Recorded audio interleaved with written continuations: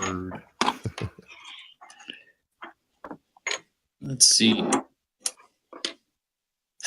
We've got me. We have everybody except Cody. Cody gets off work at 7. So him in a second. Okay. Cody's job in this fight is just going to be helping Ciara with making sure everyone gets out alive. And Hogard is going to be putting out fires. Everyone is focusing on killing the. Anything we have to take care of before we get things started? We should probably go back over our strategy, like what we're about to do.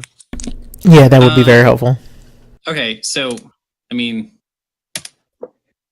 that is what we wrote down last time. I think that's a public file, so if you guys want to edit that and put in any ideas, that is fine. I have an idea for how I'm going to handle this. I'm going to click. See? Yes. One. Edge. That's not what I want. Maverick, I just walked you. You're fine.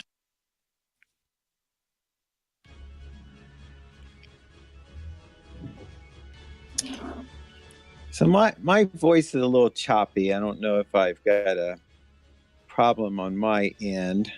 Let me turn my Wi-Fi on. I can hear you pretty clearly.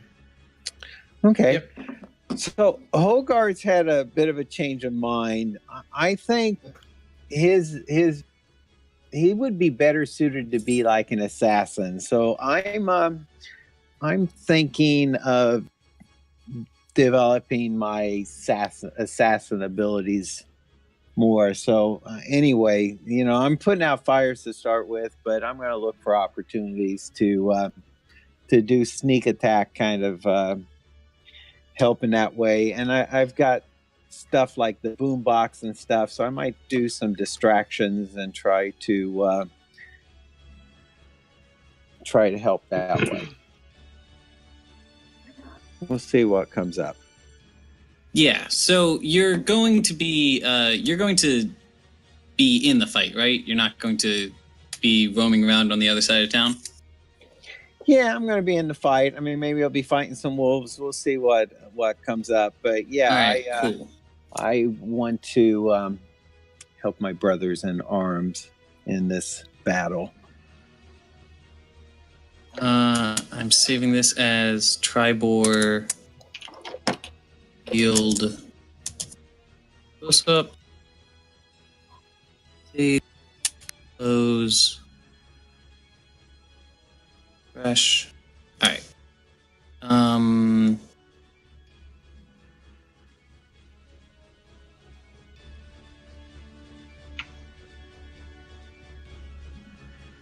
Oops, what did I just delete? Oh, okay. There's a lot of foliage on here.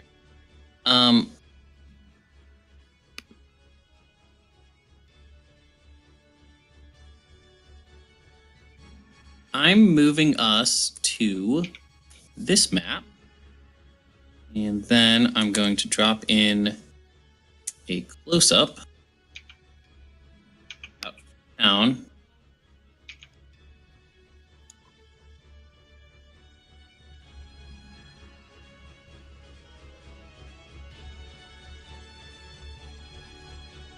Come on, come on, come on, come on. There it is. All right, and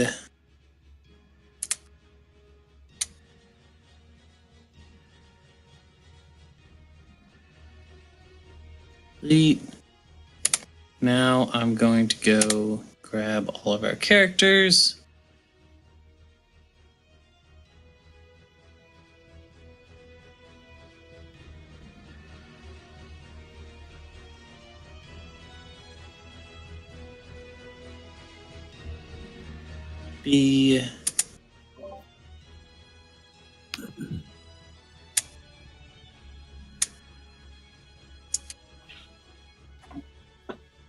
Edit grid size, grid color, make this a little darker.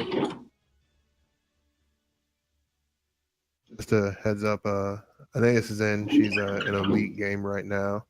And I am going to download the Discord app. I'm running off the browser right now. Oh, for your phone? On the laptop. Oh, wait, you don't have a smartphone. Nope. Nope. Never mind. Have you been using the browser version of Discord? Yep. Okay. That's probably why I've been cutting out at points. Yeah, the EXE is better. Yeah. Okay, So I'll be gone for a minute. Okay. Okay, cool beans. Is everybody okay? So everybody who is DMs should move over to the blank battle map on the far left. Everybody who's just a normal player should already be there. Yes. You guys are seeing a map with like a grid on it. Yep. Yeah, and it's the close-up of the, I guess, like the town square near the tower. Yeah. Well, north of the tower. Yeah. Now I just need to figure out scale. All right, give me 1 second while I figure out what scale we're dealing with over here. From top to bottom, T2 should be 155 feet.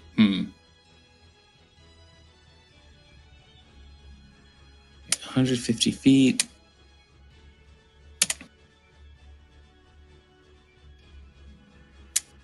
What is this currently? This is currently 80 feet, so it needs to be a little more than 50% bigger.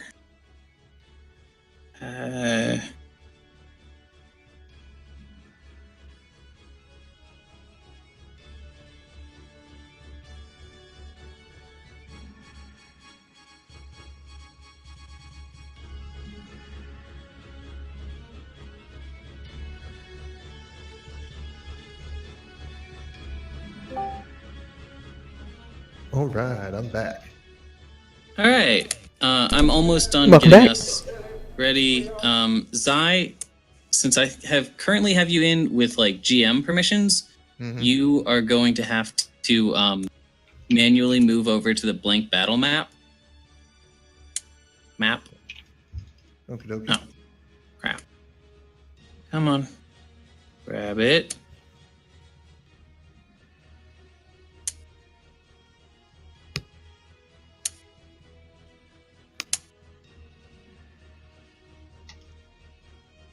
All right. And now how are we doing on size?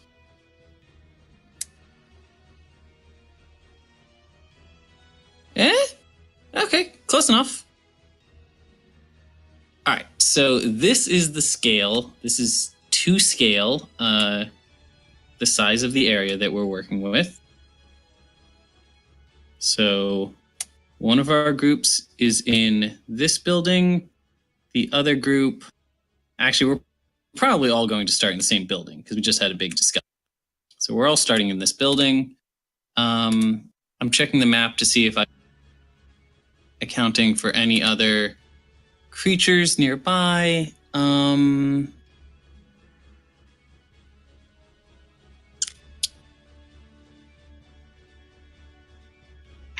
Yeah.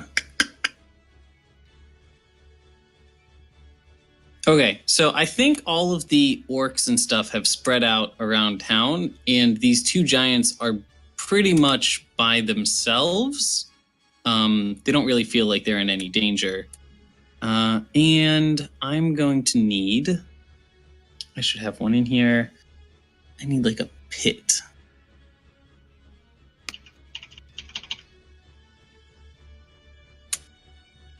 Do I not have one?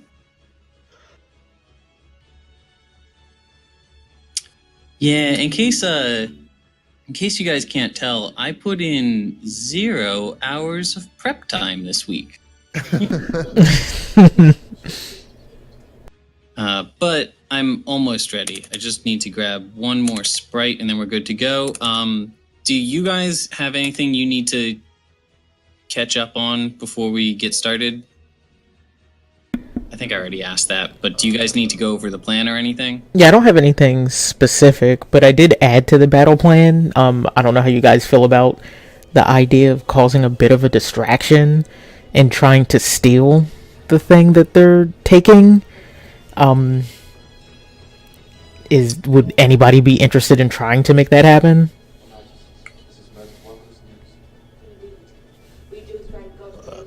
That sounds like something Lunara might be into as soon as she returns from an alternate universe. Crushing shit left and right. Who's our hero in League? Varys. Okay. Our dragon boy is slaying I didn't realize she was on. in the alternate universe. Oh, that's awesome. I need to check what size the thing that they're digging up is. I will say the area that they're digging is currently really, really big, like compared to you guys. But that could just be because they're giants and they are very big. Yes. Okay, so then let me put it more plainly. I think engaging them is a level of folly that I'm interested in doing because I'm kind of crazy, and I really would like to see how that would go. The idea that Sebek would be interested in kind of taking the brunt of the damage that would be necessary to deal with them, I'm also cool with, because that doesn't inherently mean that I'm in danger. I want to steal the thing because I like to steal, and if I'm going to keep playing this pirate character, I really need to steal something that I think has real value. I don't like these giants because they have something that I want, so I'm going to steal the thing. I don't know how we can do it, so I think that as long as you are enabling violence, Sabek is going to be down with whatever you're planning. The only thing is that right now I'm at 18 health, so I need some health potions. Or okay, something. you guys, they are not aware that you're here, so you have as much time as you need to. Yeah, that's what I'm saying. I think we can prep, and I think with a bit of preparation In fact, and I think enough you of a guys distraction. I'm also going I to think pop you guys a just spent large like a dragon. minute prepping, like just planning this out, like in character. So I think that, like, while you're having this conversation, Sabek can be like, "Oh yeah, I think this is a good idea." Chug chug chug chug chug chug chug. Yeah, I also plan on popping some high dragon blood, like Okay. to create that distraction. I mean, my addiction level, or I'm sorry, addiction level, withdrawal level isn't that high right now. It's at 2. Mm-hmm. Do you need a bit of a pep talk in order to go try to fight these giants, or are you just excited to do it anyway? No, Sabek's mind has kind of cracked a little bit because he took the high dragon blood earlier and just massacred that field of orcs. So he's kind of just wrapped up in giving over to base instincts. Okay. So I have done the little bit of research that I had to do in response to that person's question. I do need to look up. All right, it takes 10 actions.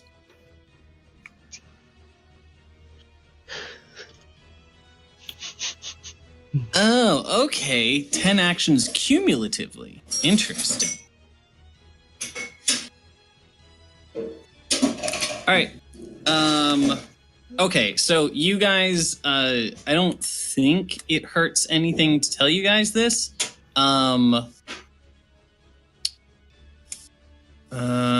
The way we're going to do this is that the giants need 10 total actions of digging in order to get out the thing that they are trying to get out. Okay. So that could be 5 turns if they do nothing but dig, but if you guys are able to distract them, then they might, go a whole turn without being able to dig, whatever. So I need to make that an actual object. That's the only way this is going to work. Okay, then I'm adding this person to turn order. I am going to make this smaller. And hey, Lindsay, do you have the water on?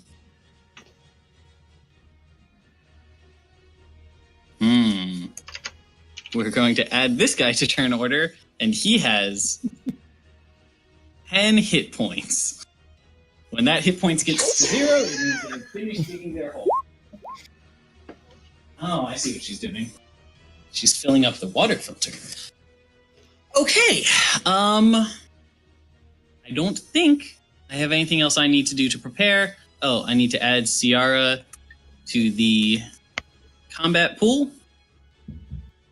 Wex, Can I take my dragon blood now? Huh? Can I take that high dragon blood now, or would it kind of mess up our interior? It takes dragon blood that you take lasts 1 minute.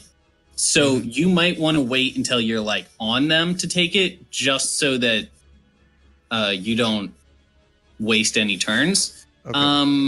That makes sense. It doesn't take any time to take, I'm pretty sure. You can do it as a swift action. Word. Or bonus action, or whatever this game calls it.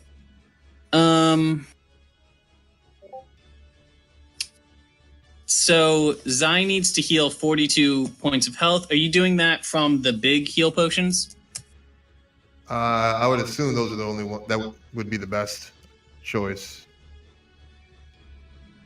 I think they heal for 1d6 plus 1 per swig. I think maybe Hogard's character sheet has the notes on how that works. No. Oh, no. Wait, yes. 1d6 plus 1 per dose. You can do up to 3 doses per turn. But let's just do this like 10 times and see how that goes. All right. So I should do 10d6 plus 10? Yeah, go ahead and do 10d6. Wait, do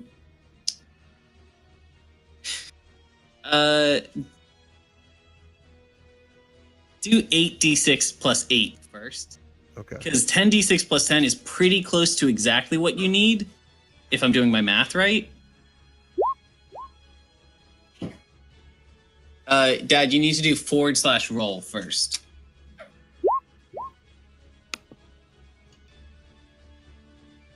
There you go. Wow, on the dot. One shy. No worries. Okay. So it only used 8 doses for Zai. That needs to be subtracted from the totals. So my health is at 59. Who has that? What total would that be subtracted from? Because I don't have any health potions myself, I don't think. I know Hogard has a list on his character sheet that says 16 doses on one and 20 doses on the other 2. I do not think that is accurate anymore. I'm pretty sure you guys are doing a lot of healing potions in this battle, and nobody wrote it down. No, we haven't used anything yet. I'm going to say you finished off the 16 doses on that one. Shit. It might have been more of that. It might have been less, but since nobody wrote it down, I have nothing to go off of. And Zai just took. So there's a total of 40 doses left, and Zai just used 8 of those.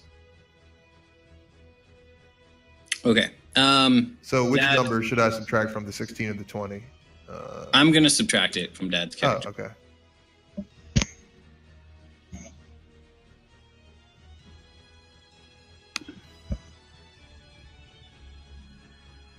Giant potion jugs.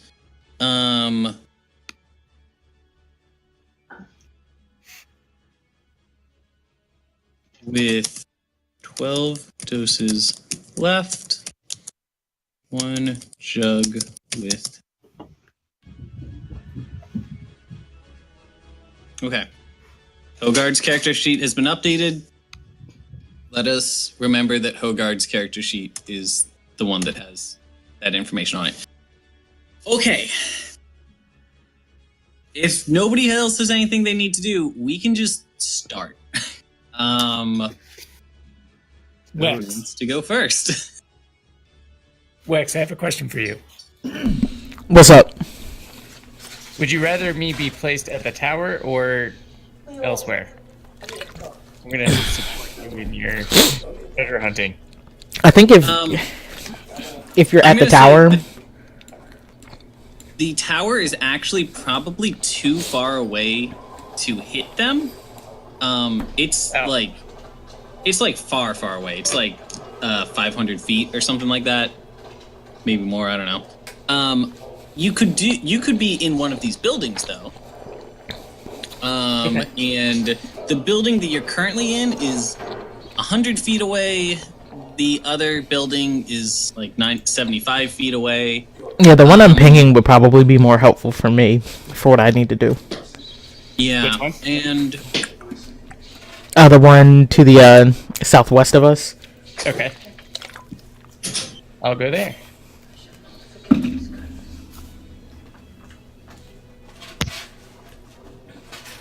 oh, that's not what I want.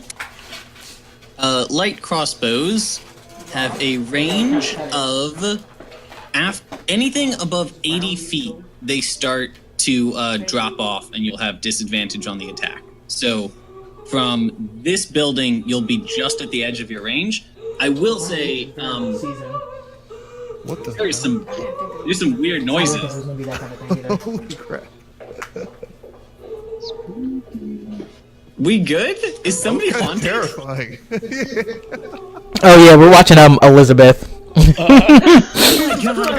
Yeah, no one's dying. It's just everybody's sad in Britain. Oh, Not a Jesus joke over Christ. That was really disturbing. God. Okay. So I'll make a Um, spurs. There we go for some real world role playing. Foley work.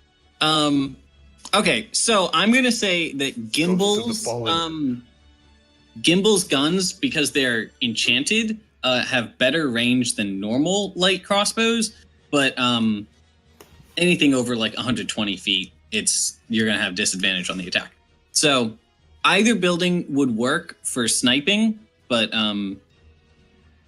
if you have a preference, then you can take it. I'll go there. Okay. I'll go to the southwest. So Gimbal is here's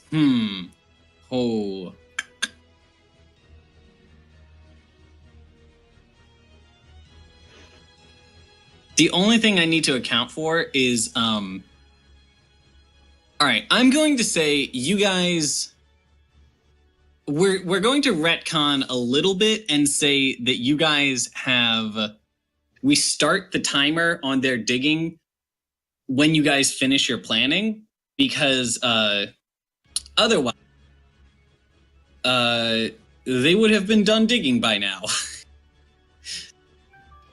Yes. But yeah, so Gimbal can maneuver himself over there, but however many turns it takes him to do that is just going to be, less time that he gets to spend actually shooting. But if you're waiting for the rest of the party to catch up with them, that might be in your favor anyway, because you don't necessarily want to give the rest of the party away. All right.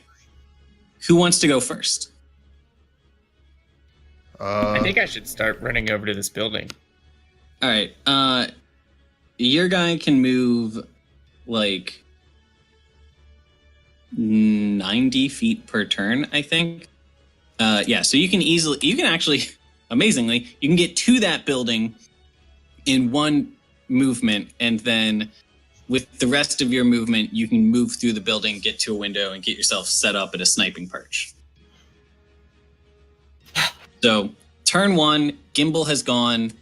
Gimbal is set up and ready to fire, but won't actually be able to shoot this turn. Who else wants to go? Hey, can you hear me? Yeah. Yep. Would somebody like to volunteer to take this boom box, and would you guys like to run up and drop it by the giants and run back or fly over there? Well, I think that you could just give that to one of the people who's going to run over there and start punching the giants. They don't have to run back. But they don't want to be there when we set it off, so we want to... I think it only has like a 15-foot radius. They can just walk 15 feet away and punch the other giant. Okay. Could we put I'll run it over in there. the vicinity of both of them? How far away are they from each other? Hogard needs to be within 60 feet of it in order to activate it. So Hogard is going to have to get a little bit closer. He needs to be like halfway from where he is. And it has a 50-foot radius, so it can hit both of them if you throw it into the pit that they're digging. Okay. Who would like to volunteer to take it up there and throw it in the pit? I'll get close enough to set it off. I can throw it in there, but am I going to get hit by this? Like, do I have enough movement ability to throw it in and like back off? You can run up, throw it in, and then back off.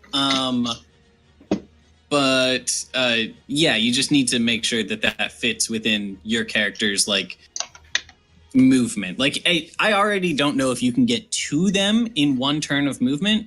So, like we just kind of have to look at the numbers and the distance. Sabek is there. If Sabek wanted to get to this north guy, he is 90 feet away, and I think Sabek can move 40 feet per turn. Yes, correct. So Okay. Sabek, It makes it sense would for me to be run that up there yet then. So, Sabek, I'm going to hand you the boom box. I'm going to let you take care of that. I'll still be sitting out there while I still have it, so I don't know if I want to do that. well, hold on. So, what I was thinking is Sabek could do one turn of just like sprinting towards them would get you about here, and then the next turn you could run up, throw the boombox in this pit, and then use the rest of your movement to get like over here and start fighting. You would be out of the range of the boombox, and it wouldn't take it would take you 2 turns to get there, but you're not getting there in 1 turn anyway. Yeah, that doesn't work well with what I'm planning, because if I start taking like massive amounts of damage because I'm close to them before I go into my high dragon form, then that's gonna suck. Okay. Well, hold on. Do we want to just say like we just pick the people who are going to attack them and we like line up and start marching? I'm down with that. Rather than have everyone just go as fast as they can. Yeah. All right, so I'm gonna attack them because she's going to be protecting you guys. Is Wex going to be going in the front lines? No, I'm going over by the trees over here because there's a chocobo. I'm gonna go get one. Oh, interesting. There's a chocobo? Yeah, there was a Yeah. chocobo on the map before we switched over to this one. It was hanging over in the forest that tried to get on top of the house. And because I need a good way to get the thing and then get out of there fast. So I'm going to go get a chocobo first. This is actually a very Right good around idea behind for a that reason that possession. you don't necessarily know yet. Okay. So, well then, let's do the charging people in a second, and let's start with Wex, because his thing is going to be totally unrelated. By the way, Wex, did you finish healing up while we were talking? I don't remember if you... Yeah, I didn't do a die roll, but I should because I'm pretty beat up. Yeah, I'm at minus 19. I would like to take at least one of my health potions. Well, do you want to take a few swigs out of the big jugs of health potion so that you don't so you can keep your manual health potion for combat? Will that still let me activate the ring that I have that gives me a bonus to healing? Then yeah, let me take In fact, if you take them as separate chugs, it would be even more beneficial to you because these heal like less healing per chug, but they have more of them. I will I will figure out that logic in a second. All right, yeah. Can I take 1d? Can I take 2 chugs? 1d4 extra. Yeah, it's 1d4 extra. Okay, so you're going to heal for 1d6 plus 1d4 plus 1 per chug.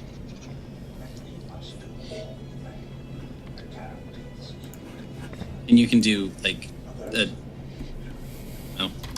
you have time to do like 5 or 10. All right.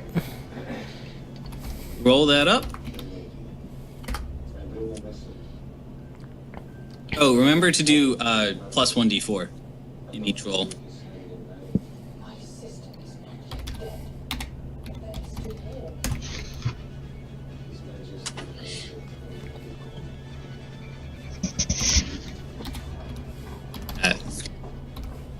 And you can just do that however many times you think you need. So you have currently healed 14 plus 4, 18 health. I think that's that's fine. That's all but 1 point. So that's only 2 chugs. Look at you, so conservative. I'm a very frugal pirate. All right, I marked it down.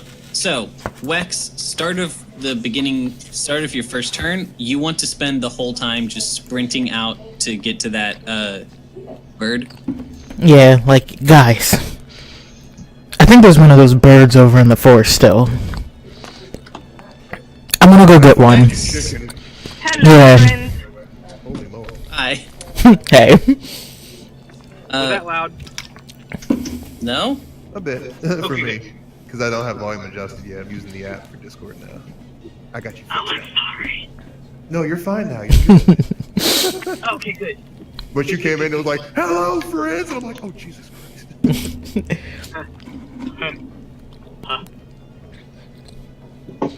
But yeah, I'm gonna sprint to the chicken. Okay, I think you can move 20 feet per turn because you're wearing like pretty heavy armor.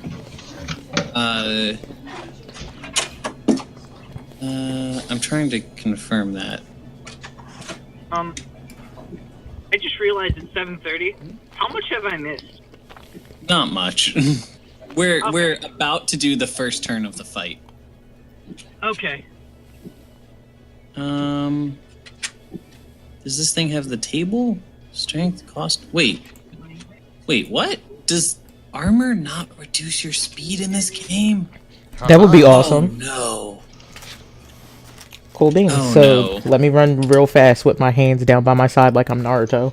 Oh God. It doesn't Alright, work. well, that actually gives you plus Physics. 5 speed.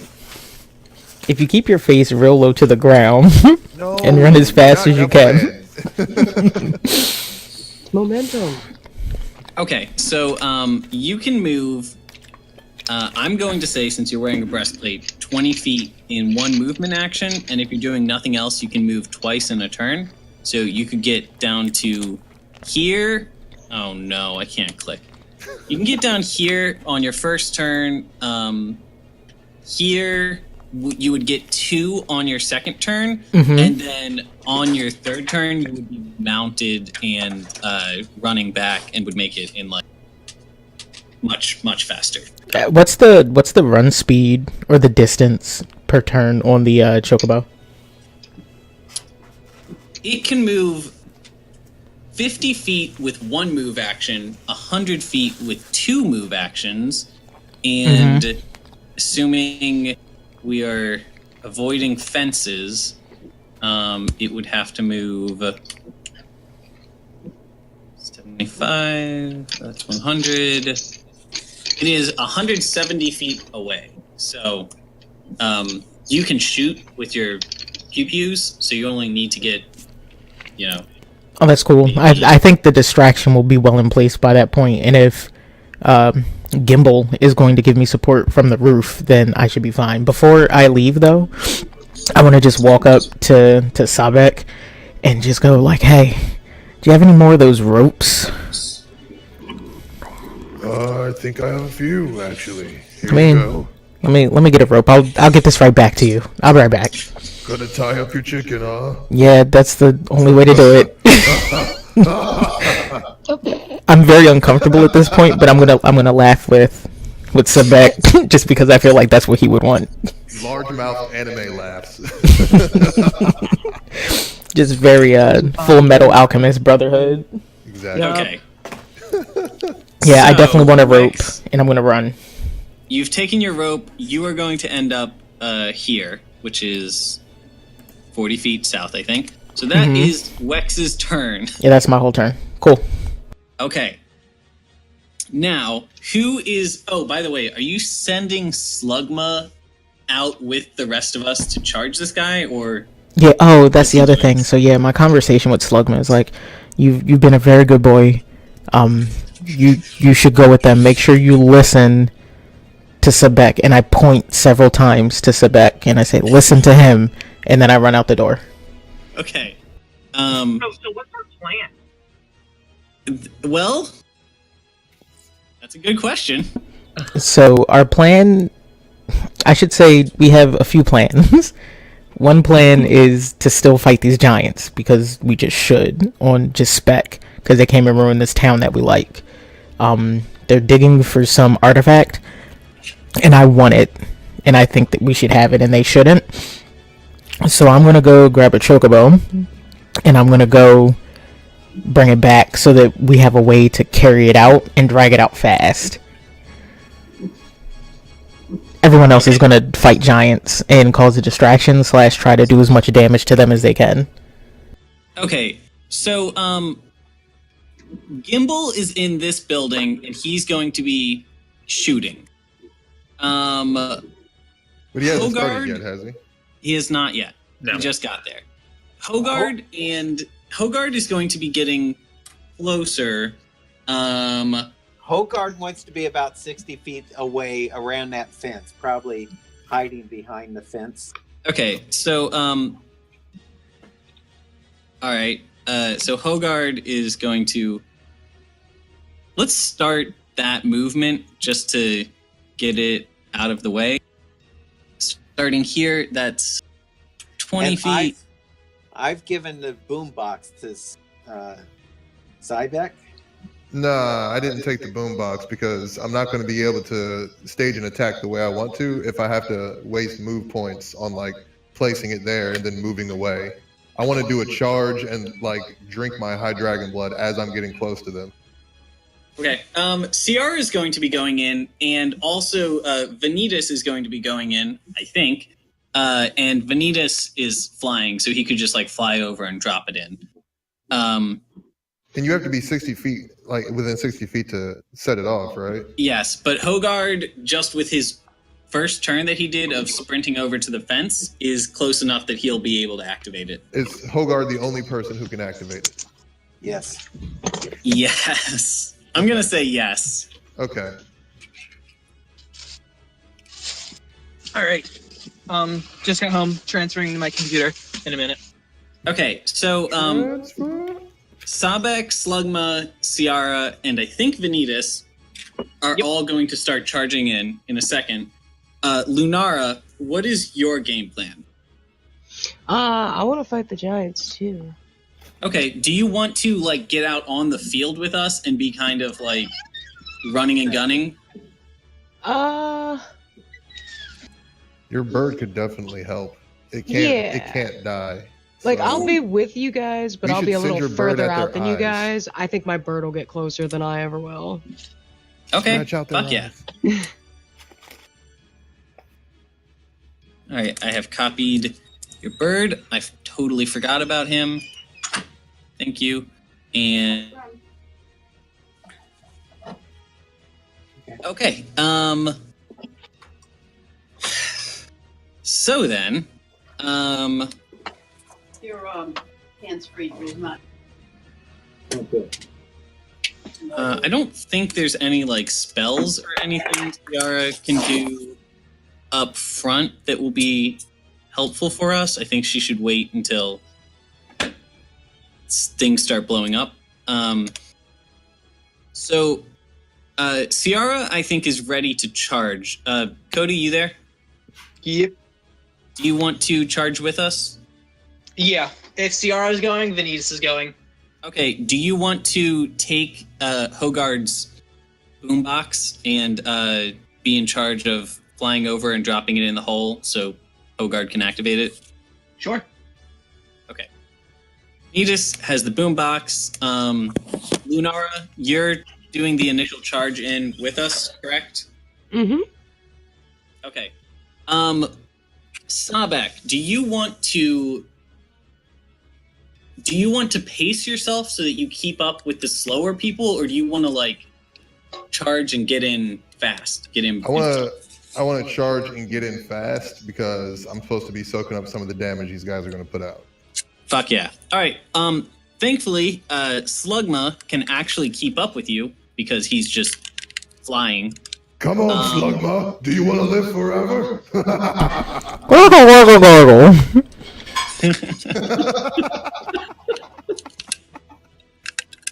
All right, so 20,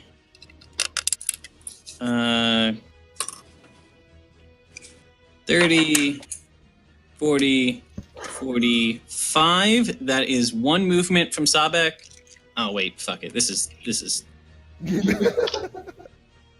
inefficient. Holy shit.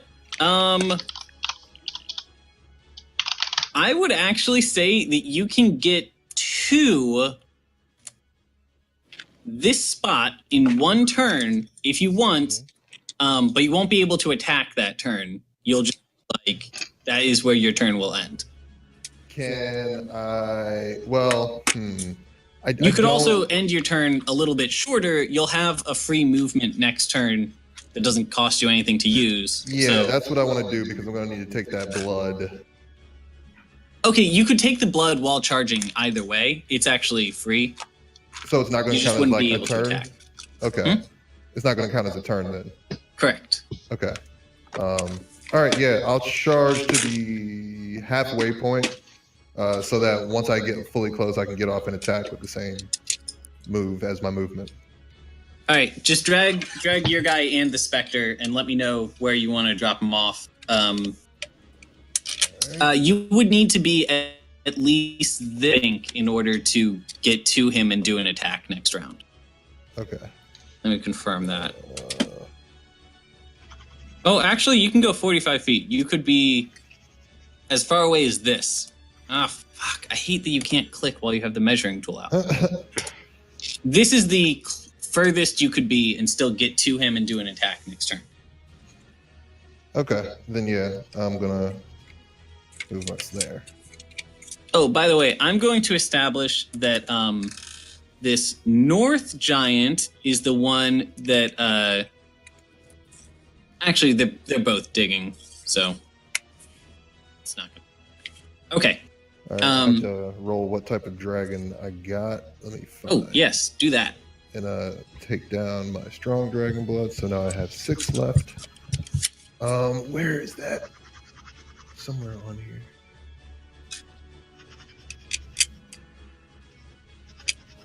Strong dragon blood. I don't have the roll on here. What should I... How many dragon types are there? 5? I think there are 6. It says... I just do RD6? Let me confirm. There are 5. You have 5 types currently. It says under Blood Rage effects. Oh.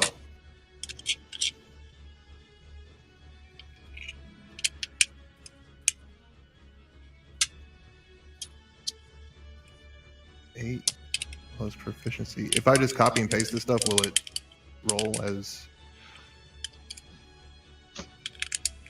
I think so. Okay, I'm having trouble copying and pasting it. Shit.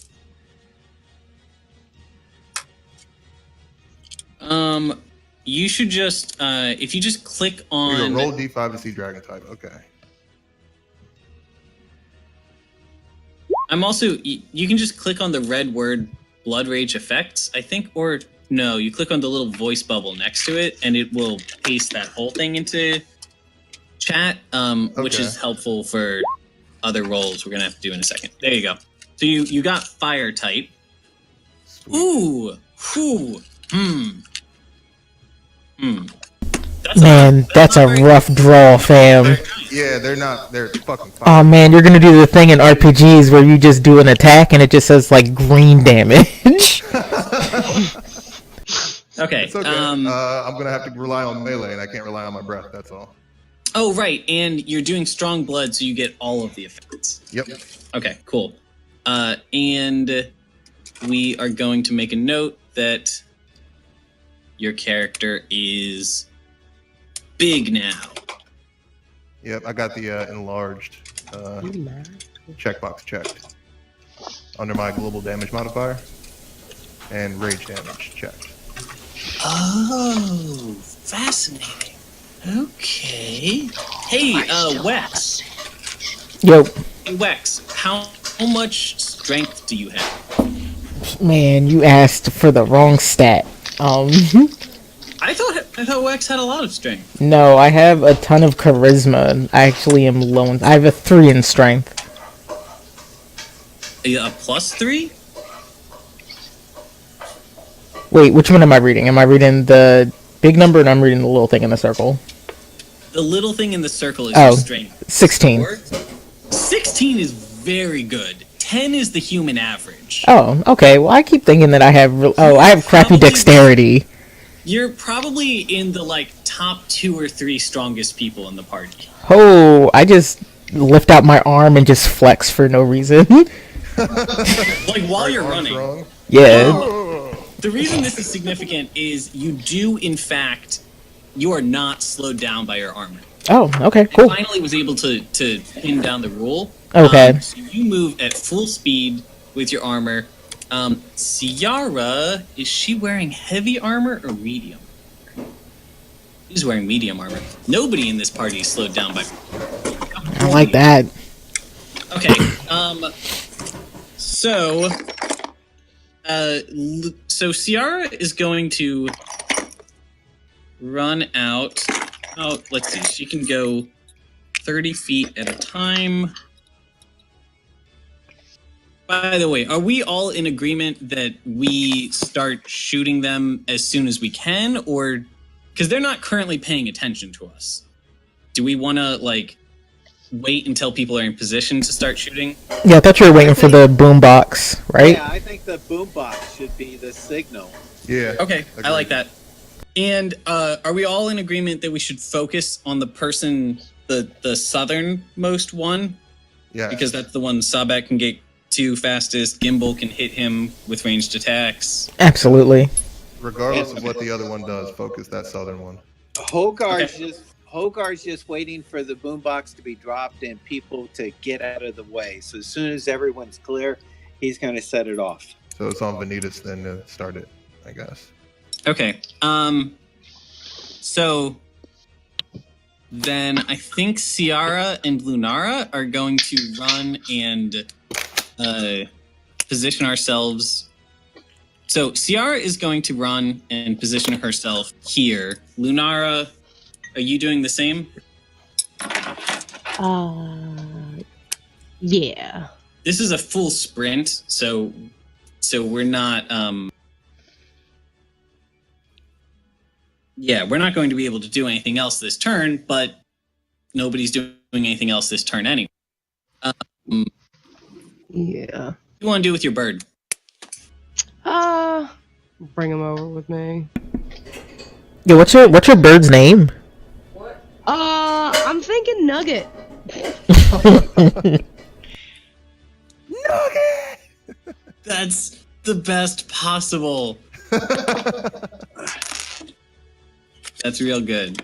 My little Nugget. I know it's awful because it's a bird, but I don't know. No, it's just very good.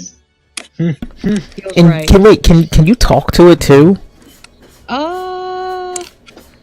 I can't remember. I feel like we established that we have a connection, but I don't think I can actually communicate with it. Okay. Actually, hold on. Yes, because it is a raven, Yes. It understands Common, and it can speak Broken Common if you take the time to train it.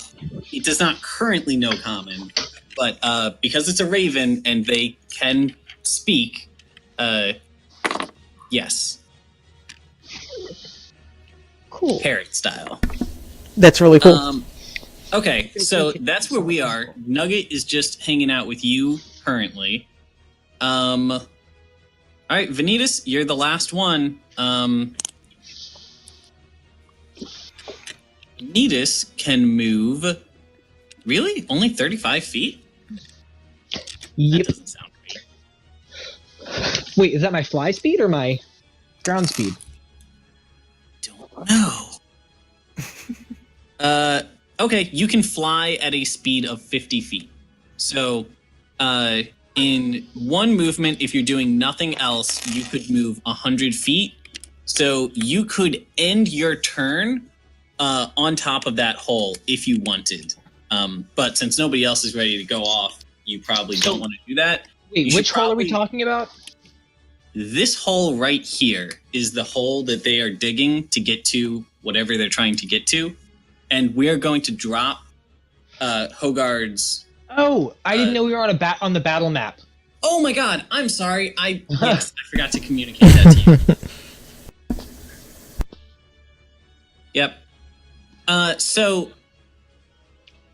you can stop anywhere between where Ciara is and where they are, and you'll be able to next turn fly over there, drop the thing, and like do an attack.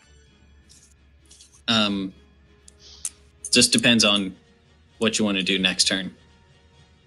Well, I definitely want to be attacking with everyone, so we can try to get the biggest turn for damage we can. First. So, I will hold back. What's the what are you guys thinking? What should I do? I think we should start it off, and you should just drop it off up in the crater, and Hogard should run as close as he needs to set it off. All right. Well, then then I'm going to run in because I can move and attack at the same time, and I'll be up front to be able to take up whatever damage they start. When do the giants get a turn relative to what is done after we all decide what we're doing? Whenever makes narrative sense, but currently they're not aware of your presence, so they're not responding to you guys. They are concentrating on this hole you're digging. In a second, I'm going to roll to see if they've noticed you approaching, but they're very distracted, so it's not likely. Vanitas, here's what I'm going to say. If you want to be able to drop off the thing and get out of its blast radius, then you should stop somewhere in front of our party. Because you can move 50 feet, and you need, from here, it would be 35 feet to drop it off, and then an extra 15 feet to get out of range and still be able to attack. Okay, then I'll do that. Okay. All right. And 25 minutes in, we've finished our first turn. Actually, 55 minutes in. Yeah. No, man, that's a record. Okay. This is some serious shit. First things first. These guys are currently digging this pit, and they're talking to each other about the weather and that new thing that the boss is doing in terms of lunch policy and how it's really annoying. And one of them goes, "Hey, wait a second." And he's going to turn around and look exactly like. Oh my this god! Is as Sabek is drinking his potion and exploding into a giant dragon.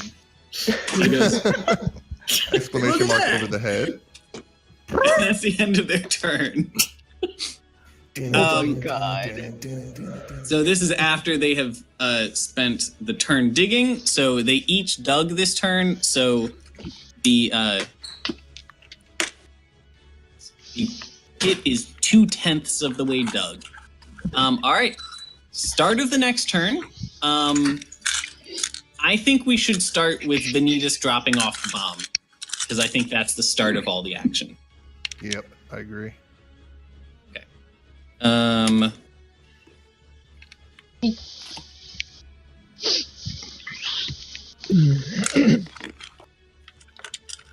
Okay. So Vanitas, you've got 50 feet of movement. It is 35 feet between you and the pit.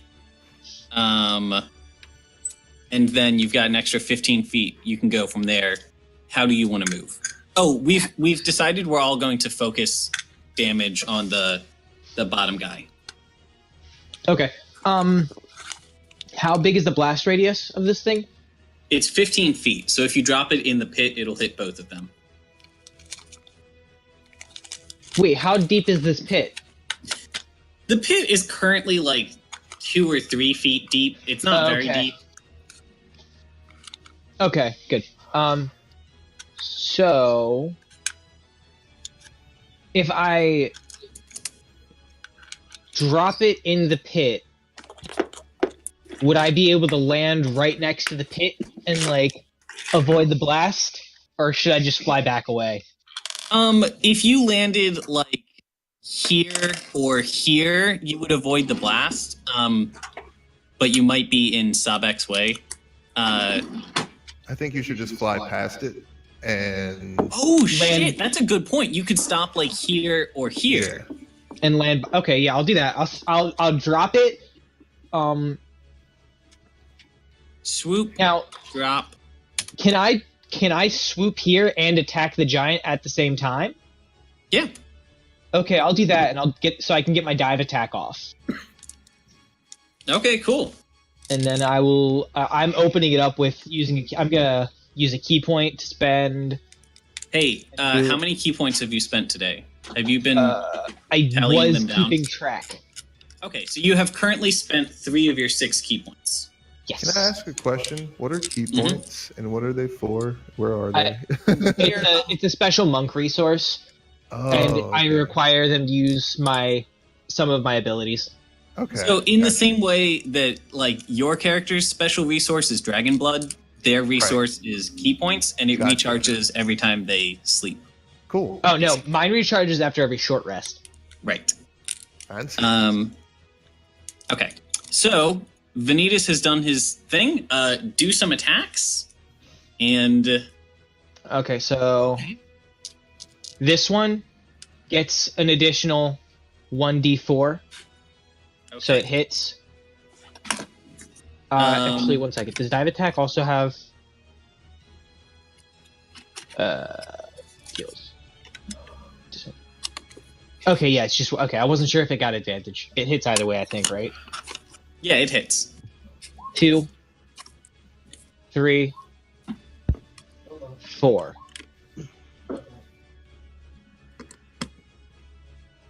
Does that third one hit? Third one does not. Okay, I thought so. So 3 of your attacks hit. 1. Hey, actually, I hate to do this. I'm gonna say you don't have time to get your 4th attack off.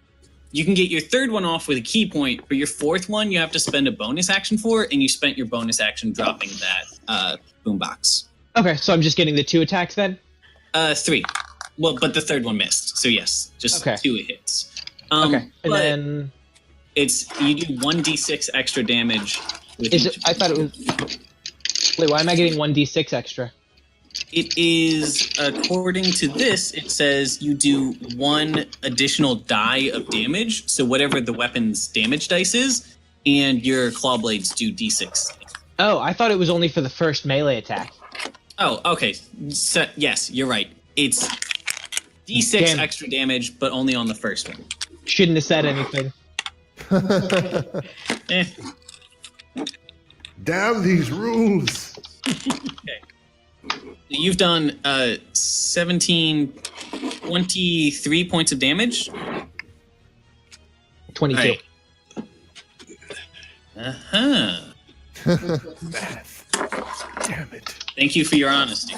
Okay, Vanitas has started... God damn it! Vanitas has started things off. How do you guys want what do you guys think happens next? Because Hogard needs to I run up think and that set that off. Idmain might respond to Vanitas and like Sebek needs him to or charge something? in. Hogard needs to set off that bomb before Sobek Yeah, charges in. I'm waiting for it to be clear. So as soon as It's clear. It's clear. Vanitas is like waving his wings in the air. I'm like, go, go, go! Scared. All right, I am spending some kind of a point, and I'm setting it off. Oh, hey, I did forget one thing. Because they saw you last turn, Vanitas, you're going to get an attack of opportunity for flying past that first giant. Normally you wouldn't because you were 10 feet away from him, but he's a giant and his sword is very long. So he's going to get an attack of opportunity on you, okay? Damn. Okay, are you ready? All right. Okay. Oh god. Hold on. Hold your Wow, fire. did you have to stop the music to do that? Oh! What? Ooh. So you're going to take 20 points of damage. The Jeez. plus 18 was for if it was a critical, which it wasn't. So you just take 20 points of damage. Does your armor? just 20. Does your armor help? That's not so bad. Does your armor help it at all? Vanitas doesn't wear armor. Oh man, Also, armor. press F to pay respects. Yeah, Vanitas is a badass who doesn't wear armor. I want you all to know that. He fights in nothing but his clothes. He could fight naked and still be as effective as normal. That's true. Okay, so Vanitas has bravely sacrificed himself. All right, Hogard's turn happens. We're gonna have Hogard go next. All right, I set off the boombox. All right, let me check if that's a standard action or a bonus action or what. All right, sneak attack, cunning action, invention, and boombox. You place it on the ground. As long as you're within 60 feet of the boombox, you can use a bonus action and expend an innovation die to activate it. You can do that as many times as you want that you have innovation die for. Yeah, how do I do an innovation die? There is a counter for them that is up above all of your abilities and below your like personality traits. To the right of your attacks. Do you see it? No. Okay, go to your character sheet, find I'm your there. hit points, and look down and to the right from them. There's a thing that says innovation dice. 3 out of 3. I'm feeling dumb. No, I don't see it. I see hit dice. I see current hit points. I've got hit dice below that. Okay, from hit dice, Successes, failures. Yes. look about 2 inches down and to the right from hit dice, and you will be at innovation dice. It's Oh, I right got above it. I sneak got it. attack. I got it. There it is. So just Okay, remove yeah. 1 from there. Remove 1. I'm at 2. Okay, so both of the giant. First of all, that is a bonus action. You still get your full turn's worth of actions, so you can like shoot an arrow. While you're doing that, I need to make. Hold on, I'm gonna paste this in chat so I can. That's it. That is Constitution saving throws.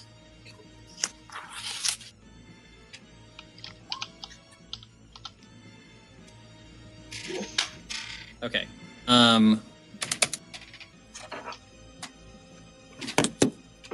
don't know if sneak attack would apply to this. I think not.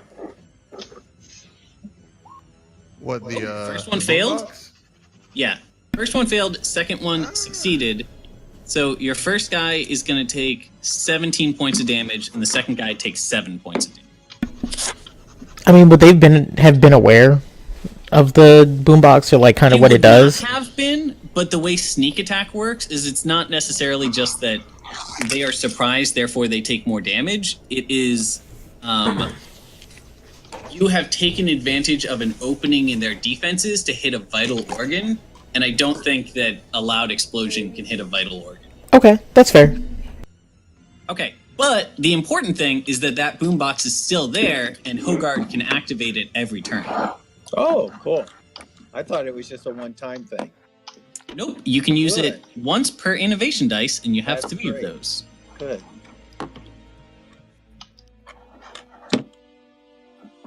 Okay, so... and I will who go wants... ahead and I want to shoot an arrow as well, because I still have a Sure. turn. You could give Vanitas a health potion. That'd be great. Yeah, I'd have to run over there to do that, and I don't want to do that. Oh, Vanitas doesn't have an innovation guy. you're all the way back here. Different my kind of bad. guy soon. I thought he was right. Well, I got you on this next turn because I'm going to go next if I can. Can my bird fly a potion over to Vanitas? Sure, if somebody wants to, like, toss a potion up to your bird as he flies by. I Does can somebody? I have can do potion? that. I have a big thing of potion, but it's I just have the big container, don't I? That's like a gallon. You have 2 jugs. Yeah, but they're big jugs. Yes. So can the Nugget's a bird big carry- bird. Yeah. It's a big Yeah, bird. Nugget's It's a giant bird. raven. All right. Well, I will throw a potion up in the air, and that will be one of my turns. Do you think birds can cry? No, I can't. Okay. I know what it Take sounds a like shot when at they do. the giant as well, or is that my turn throwing the potion in the air? If you want to throw a potion to the bird, I think that, because that's pretty big, you have to, like, dig through your bag, grab the potion, and then, like, lob it into the air. I think that that is a turn in and of itself. Okay, that's fine.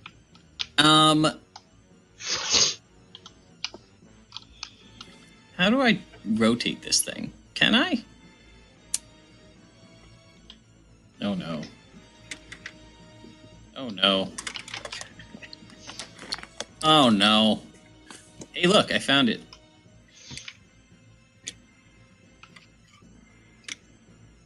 I like how it's a pot. Listen, I have minimum tools to work with here. I'm actually kind of surprised there's not like a boombox thing. I'm sure I have one. There's a lot of pictures, and I don't want to dig through all of them. This is the first one I saw that was vaguely metallic. Okay. So, I think since Hogard just did that, I think Lunara goes next. Specifically, Nugget goes next, because there's a potion that is 5 feet in the air, and gravity says that that's not going to end well, unless someone intervenes. Yeah. So Nugget's got to, like, catch that and fly it to Vanitas. Like, Please, Nugget. You're my only hope. Nugget for the win. So, Birds of a feather stick together. how far can Nugget get? Can Nugget go in, give the potion, and then do the whole aid thing for Vanitas, so he's got, like, advantage if they attack him? So, I don't think it will be able to do an aid, but because it can move 60 feet per movement.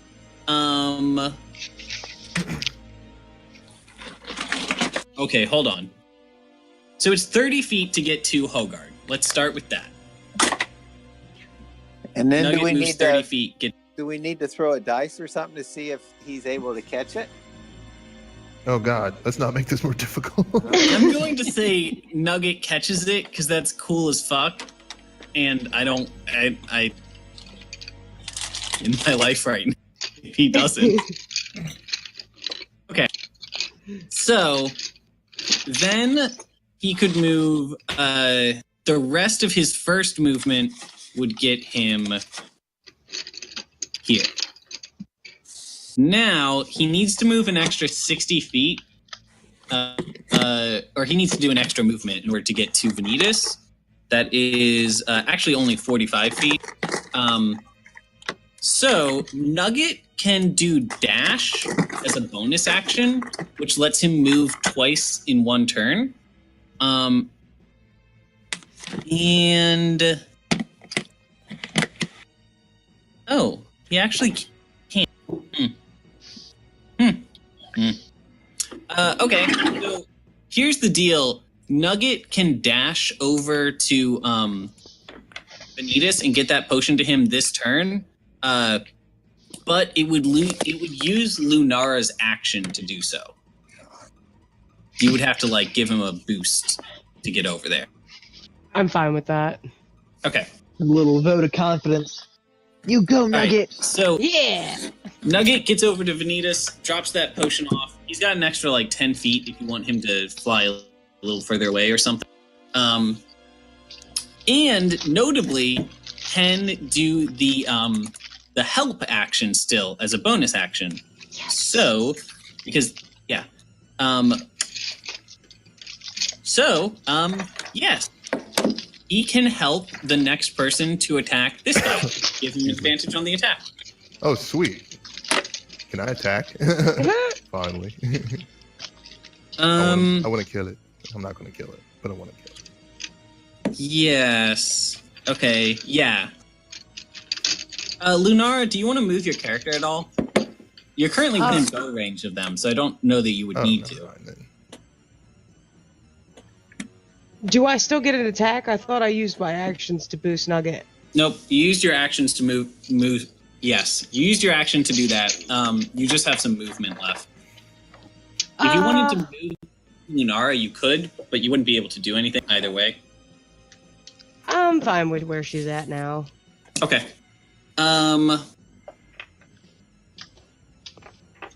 Hey, all right. So, Sabek, you want to go next?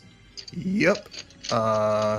So I'm going to take advantage of two of my dragon abilities, Dragon Wings and Dragon's Horn, and charge the fuck out of Ildmane.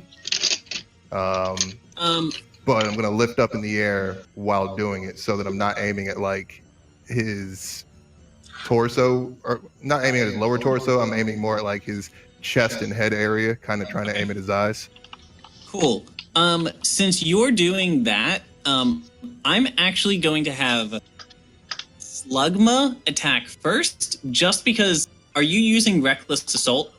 Yes. Okay. You're going to have advantage on the attack anyway, so I'm going to have Slugma attack first, so somebody can take advantage of advantage. Word. That makes sense. How much HP does Slugma have? Slugma has 22 points of hit points.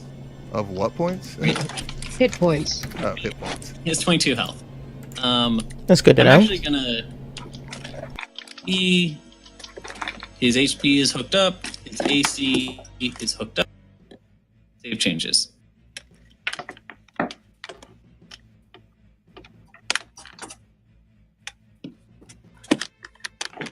Okay. He does not have disadvantage because of that thing. However, because it is sunlight, that's gonna. His attack still missed. Yeah. Back, it's your turn. All right, with fuck him up. With a guttural growl and roar, Sabek lifts up off the ground with dragon wings and flies in a slightly downward fashion towards Ildmane's eyes and chest area, still kind of cracked a little bit in the head from all the violence he just committed, and the fact that he drank High Dragon's blood, which happened to be Varunga's, and he just saw Vanitas get smacked up, and he actually felt something for a second. Oh, that is okay. That's a whole other level of this that we haven't gotten into before. I like this angle. Yeah. So, all right, let me find Dragon's Horns real quick. And I think I'm about to tear up a little. The Dragon Horns happens automatically at the end of your movement and does not use one of your attacks. So yep. That happens straight up. Also, remember to have rage damage turned on. I believe I think it is. Let me double check. Yes. Yeah, you do. All right. So the Dragon Horn. Okay, yes. Dragon Horn. Now they missed. You get 2 normal like greatsword attacks, which you still have. You just have like a huge fucking greatsword. For some reason, the dragon blood makes your greatsword get big too, because that's just it's epic now. Should I do that or dragon's claws? The dragon's claws is in addition to your greatsword attack. Oh, okay. So you do like 2 greatsword attacks, and then you can swipe with your dragon's claw as a bonus action. So you does get his all 3 of them? Does his greatsword turn into a one-handed sword when he gets like actually enraged? Yes. I think that is what happens. That makes sense. Yes. Like stays the same size, but okay. He uses it with one hand and he fucks shit up. Okay, so 1 greatsword hit and 1 dragon's claw hit.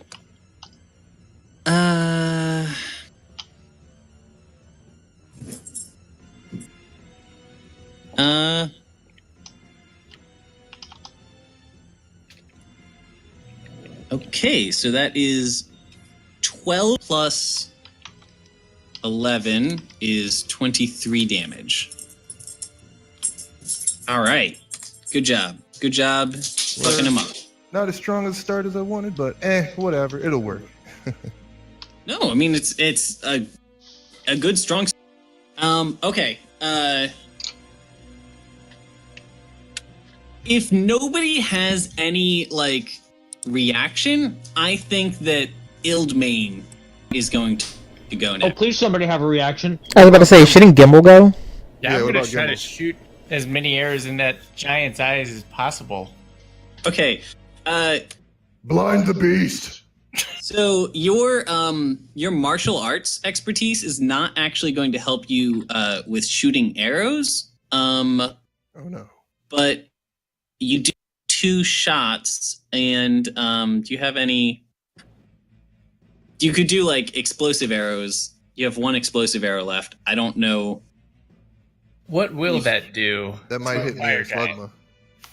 It might not help against a fire giant. It also might hurt your friends. That might not be a good idea. Yeah, you could kill Veneta. Don't do it. Now, if Gimbal had a secret grudge against Vanitas, you'd be set.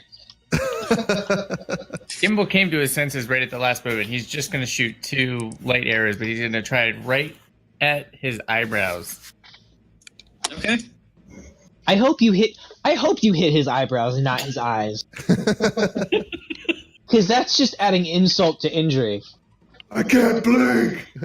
Your first one missed. I can't blink. Your second one. So your first one is going to hit the giant in the forehead, actually, and is just going to bounce off of his thick giant skull. I was picturing the tooth. Second one is going to hit him in the nose, and Smell blind. yeah, there's a nice like splurt of red blood. Let's see the damage on this bad boy. 5 points of damage. Damn it. I got him. Yeah, your character does much more damage up close, but also you as Vanitas has learned, monks who get up close with giants get fucked up. Mm-hmm. Okay, Well, Gimbal doesn't care. I think he's going to try to move closer to the giants. okay, so that was your okay, you can move. Oh, come on. All right, so assuming you jump out of the window, you could move here, hop the fence. Yeah. Okay. Here you go. You can jump out the window, get you on the ground. You move like 15 feet, and then I'm gonna say, actually, there's a hole. I think that hole is canon. Can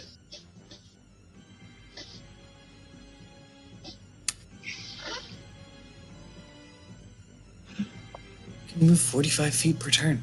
Amazing. Okay, so Gimbal, you can end your turn anywhere that you want between you and the giant. You probably don't want to stop just next to the giant because you won't get an attack anyway. All right, you want to end over there? Yeah, I'll end it right there. So I jump over the fence and over the hole.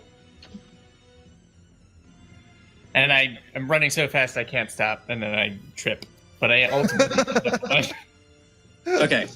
All right, so Wex hasn't gone and Ciara hasn't gone.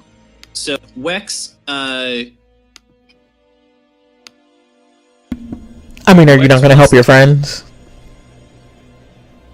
Wex, you can, assuming you're still trying to get to this bird, yes, you can end your turn on the bird, so that next turn you are ready to go. That's like a full sprint, like, yeah, you got sweat beating off of your eyes as you're just like booking it towards this bird. The bird like looks up at you in surprise as this big beefy human man is just like charging towards it like a cannonball, and the bird actually is like shocked and is going to start like turning because it thinks it's in danger. But then you just like can you give me an athletics roll? Actually, I'll give you advantage on it. Yeah, give me 1 second.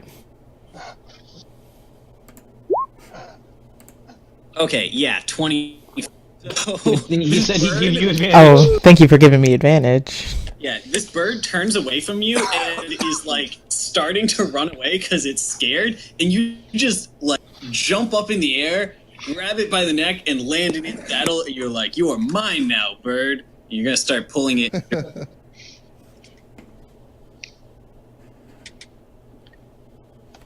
Oh no. Okay. I got a small victory. Okay, speaking of which, we should get some battle music going. Okay. Yeah, a lot of it's like blank audio for some reason, so it's just not working. Alright. Ildmane, and then Ciara. I'll be right back. 2 seconds. Okay.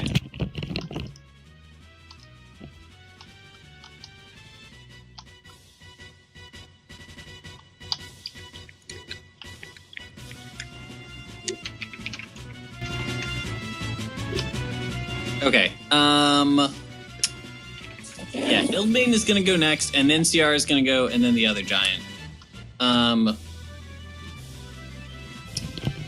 Ildmane is going. Well, I'll have Ciara go first since he's going to attack Sabek. And oh crap! I'm getting attacked. Well, I mean, Ciara is gonna go first. You have a second. Okay.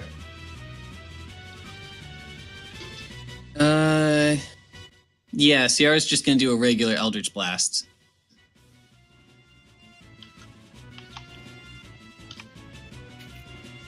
Oof, and neither of them hit. Why does it say attach twice? Oh, that should say attack twice. Oh, okay. I was like, why are you gonna call out my typo like that? It's German attack. If you've noticed, I call out everything, even if it doesn't help me. It's a problem. Yeah. No, that's just a reminder for myself because most spells are one attack with like increasing damage dice. This spell specifically says that your number of attacks goes up, which is helpful in some mechanical ways. So I just wanted to not forget that. Okay, Ciara has gone and she shoots twice with her like Eldritch laser beams, and both of them fly very well stray. Neither of them come close. And I think she is gonna close in though, because it doesn't hurt to have one more person ready to fight. That's as close as she can get. Zai, are you back? Yep. Okay. Ildmane is going to target the biggest threat to it, who also happens to be a giant, which is their, a dragon, who are the giant's ancestral enemies. And also, from the giant's perspective, he doesn't consider the the lesser races to be a significant threat, he has a good amount of respect for giants. Or, dragons. Word. Oh my god, I'm gonna Word, make but that racist. so Word. much throughout this campaign. Yeah, so he's going after you. So I'm safe? Yeah. He That's doesn't the know whole reason I'm man. here. You are nothing to him. I'm nothing that did Ow, stabby ow. stabs in his back. Took a lot of Sabek, damage. he swings at you twice. Mhm. Oh, you have Half damage. reckless assault. That means he has advantage on both of his attacks. Yeah, but I also got half damage on him too.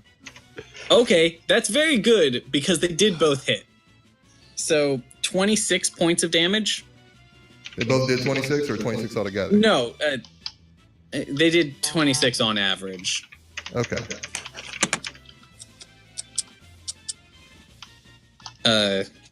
Yeah, so 24 plus 28 divided by 2. You took a total of 26 points of damage. Good. So I'm down to 23. And then the one other giant named Oskars is going to look around and he's going to, holy shit. Oh, well. And then he's going to keep digging. Oh my god. So wait, the orcs are southern, and he's just like hokey. Okay. More work. Listen. Job's I'm done. doing a lot of things here. Okay, so that's the end of the turn.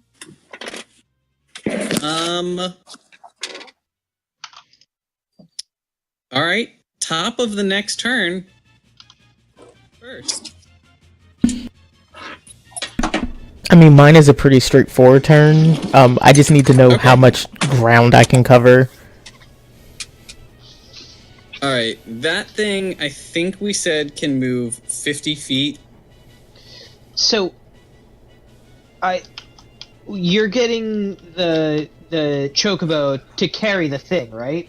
Yeah, like this is a way to make a quick escape with the artifact. Why didn't Ciara get the horseless reins? Holy shit! Yo, I didn't even need to go get this chocobo. It's cooler. No, I just want to ride it. Does not have that like equipped, but that's a very good thing to remember for the future. Ciara does have a motorcycle. Okay, yeah, I just wanted to make sure that was like at least discussed, because I was a little confused as to the thought process of the team. You know, man, next Yeah, because I forgot that Ciara has a motorcycle, which is such a cool concept. Like, it's so good. Yeah, Ciara, next time we're doing sprint planning, I'm gonna need to have you mention you have a motorcycle. Okay. Well, it's currently in like the barn of the inn or something. Like, you would not be able to get to faster than the chocobo anyway. But, Can you summon it? No. Okay. It's a physical, like, it is a construct, like a from our world's perspective, they would think of it, or from this world's perspective, they would think of it as like a mechanical horse. But yeah, its thing is that it doesn't need any food. You don't have to worry about, you know, resting it or like it getting injured, but it also cannot stand up on its own or do anything on its own. Okay. Because the motor, if you walk away from it, it'll just fall over. Okay. So Wex is done. Who do we think that goes next? Who went a moment ago? How about Hogard? Sure. Do you start by activating your boombox again? Well, I'm looking to see if it's clear. Who would get damaged if I did the boombox? Slugma, maybe? Slugma would get hurt. Everyone. Ciara's in range. Vanitas is in range. Well, it's in the hole, remember? Sabek is technically in range, but Sabek is flying. So Please don't hit if me, you though. like draw a bubble. Yeah, please Well, don't hit did you say Sabek. it was inside the hole? So some of the blasts would be blocked by the lip of the hole.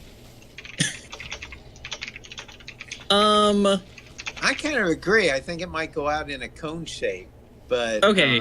Or is I'm it like going a to sonic say- attack? I'm gonna say Slugma, Ildmane, and Oxgart are affected. Well, I'm not The gonna. other characters are not. I'm not gonna set it off. Then I'm gonna. No, do that a dude, bow attack. Slugma is literally a ghost. Don't think you have to worry about it. All right. So who else would be hurt? The giants. Just the two. All right. I will spend another point and innovation dice. So Yep. I'm down to 1 now, and let me do the boombox. So do I roll for damage or? It did your damage on the boombox. So everyone who failed the save is going to take 17 points of damage. That is going to be Slug. I'm just gonna give you a look. Because I'm here now. And everyone who succeeded the save is going to take half damage. So that's both the giants. That's still, a full attack's worth of damage on both giants for free. So they both saved on their Constitution throw? Yes. Just barely for one of them. They're actually, in fact, giant, hardy constitutions. They eat big breakfast. Both like physically and metaphorically big. I have to go walk my dog before he poops in the house. Let's take a pause. He is giving me a very sad look and ringing the I need to poop bell. Yeah. Fun fact: we have a bell hung from our door, and have trained Maverick that when he needs to poop, he has to walk up and bang the bell with his nose, and it's his I need to poop bell. All right, well, let's take a little break then while you do that. Everyone think about what you need to do next. All right, taking a break. Cool beans, I'm gonna run to the WC. I'll see you guys in a sec. All right.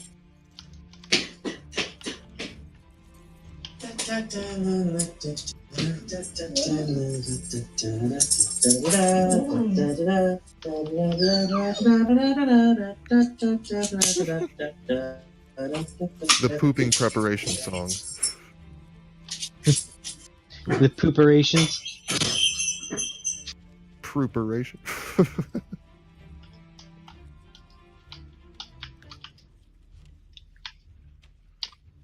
Keep going, Zai. What else?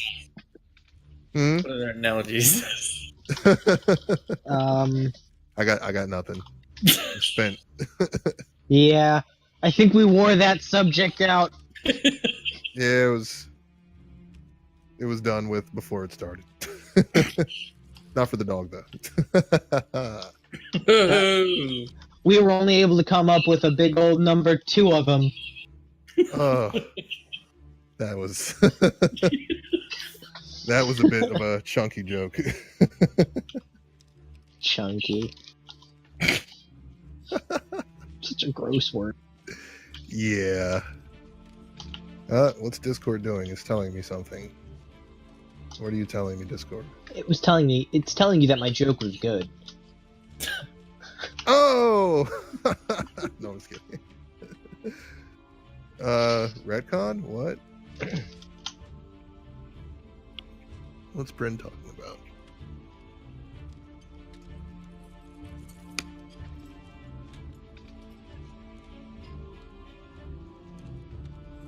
So, apologies for the spotty audio. There's like a fan service for music that's being used, and a lot of them are like no longer working. So I've been adding new ones. Just seeing what works.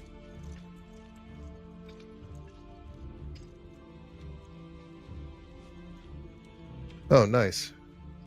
Wex got to the Giants without using any energy or points or whatever. Yeah, I didn't have to expend anything crazy. Hey, you're back. Yeah, just got back. Hola.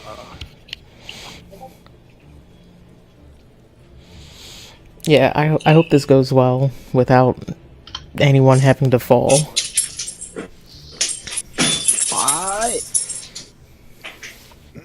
If they keep ignoring me to attack Sebek, then we might be okay. Did you ever roll your healing die? Who, me? Yeah, don't you get healing from your dragon blood? Yeah, Dragon's Heart ability gives me that. Hold on a second. Let me. Is that like at the end of every turn? I thought it was. It's going to be at the start of... Oh, it's at the start of his next... Okay. I just wanted to make sure that was a thing he was... Yeah, because you need to stay healthy. Yeah. Hey, Wes. Okay, you heal an amount equal to your hit dice plus con every turn. How do I write that out?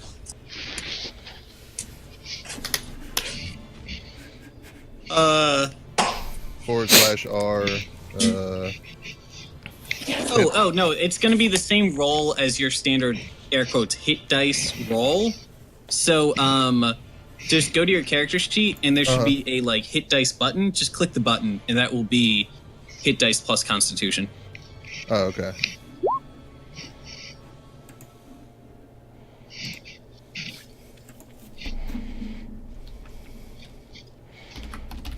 Okay, so what if healed 17 points? Cool. Get me Underwater back with the combat. Got a 40, Shody. Ah. Didn't do it right. Mounting and dismounting. Where's Hogard at? He's behind the fence. Here. Hogard, I'm gonna need you to throw me a potion at some point soon. Like very soon. How much health? How much is your total health? I've got 60 total. Holy shit! What? A lot or a little? That's a lot more than me. I think I've got 37 total. Oh, okay. Yeah, these attacks are just like I'm taken down like within an inch of my life on every turn. It's cool. I'm just, It's fun to live on the razor's edge. I'm glad that other giant just doesn't care and is still digging, which reminds me. He's just like, you can handle these guys, right? They're probably 4/10 of the way dug at this point. Yeah, he's probably just very confused at like why this is happening. What's up, Bryn? So, you want to hear something fun? What's up? When you are controlling a mount, your mount is actually doing the movement for you, and you are essentially just like the equivalent of just like riding an escalator, which means your mount used its full turn to get you here, but you haven't used any of your turn, so you can still shoot. If you want to do an Eldritch Blast or cast some other spell, you can still do that this turn. Yo, okay. Do I have to be right next to the giant to do Branding Smite? Branding Smite is a melee attack. Oh, okay, cool. I'm gonna blast, and I get 2 of those. Are you going to do your death 8 mark? Oh, the hex blade. Earth. Yes, that. Yeah, I should probably turn that on.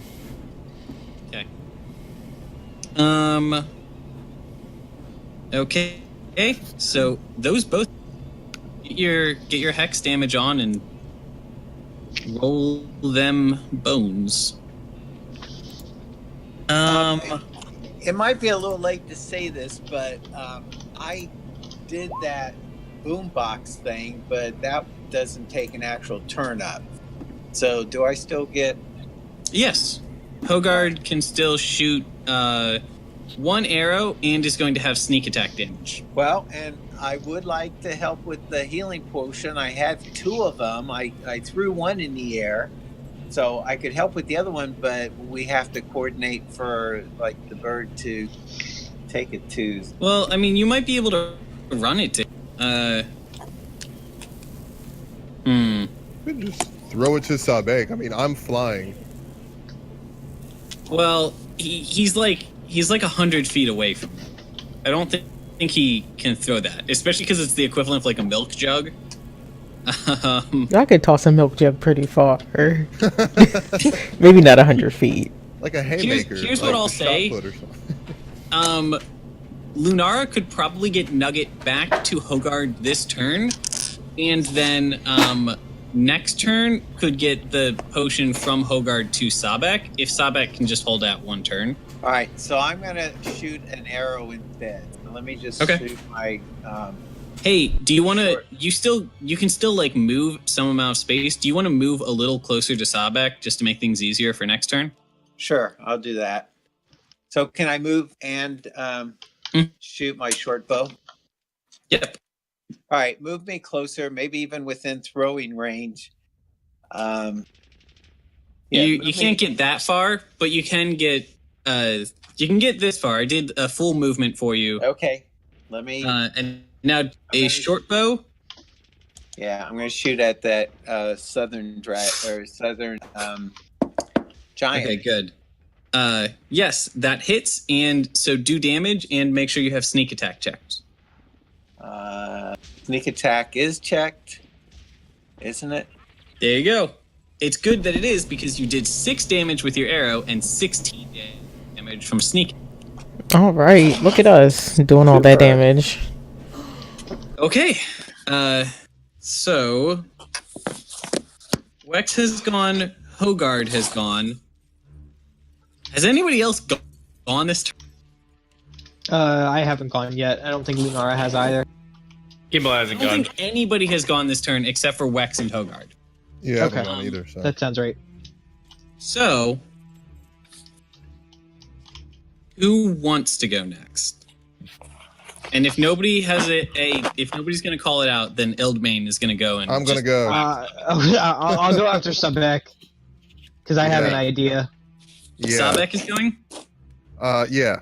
So since I'm flying, and I do Dragon's Horns after a little bit of movement, I would want to just move slightly to... Okay, you need to move at least 15 feet in order to do Dragon's Horn, and 15 feet in a straight line towards the thing you're charging. So you could technically do Dragon's Horns against that guy to the north, No, but I don't want to do that. yeah. Okay, well then it's going to be a bunch of big, dragon mutated greatsword slashes. So 2 greatsword slashes and a claw. Yeah? Yep. All right, let's see it.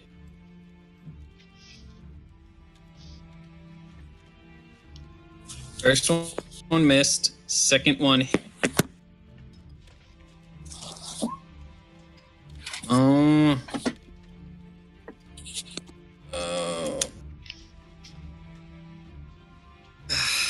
I don't think it's desperate enough that I'm going to start fudging the dice. No, all good. I only hit once. Yes, so 1 greatsword hit. But from you, that's still, a significant amount of damage. 13 damage? Or, no, 12 damage, sorry. Nope, 13. Oh. 8 plus 5 is 13. Okay. Yeah, sorry, I was thinking... I thought that was 7 plus 5, Bren. Don't do this to me.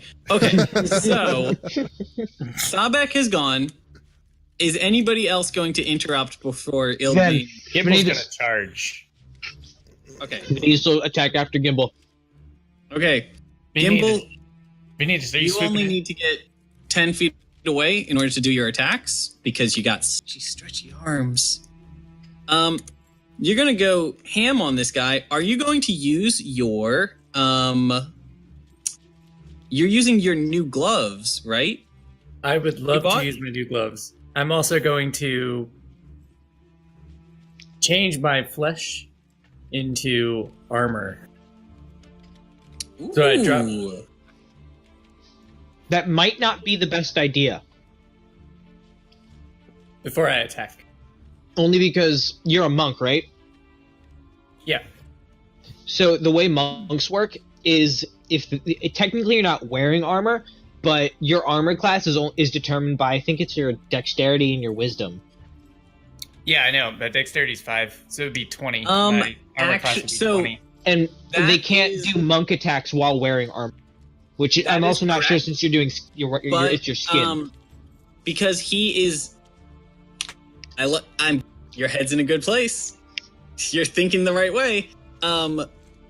Because he is like an order of monk that is like a changeling monk, where his martial arts is specially built around.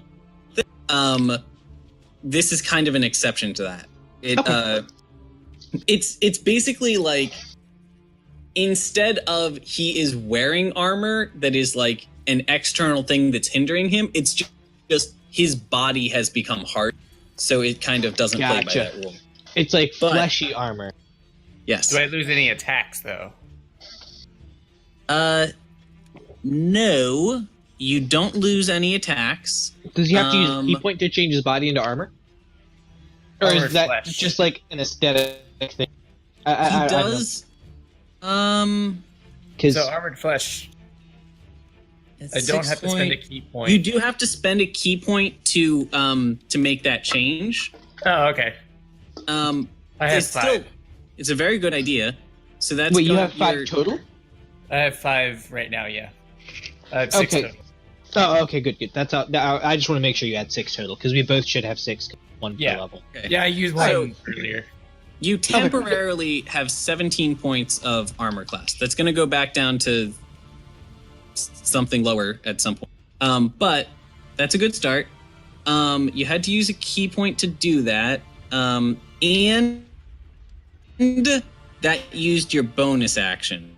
And also, you no longer have additional appendage equipped, which was another thing that was giving you an extra attack. So, 2 normal attacks. You cannot do your bonus action attack, but you can do an extra key point attack if you want to spend a second key point this turn. Yep, I'm going to. I'm also Okay. going to be using Ruthless Fist. Ruthless fist. Okay, I'm going to try to set that up as another damage modifier.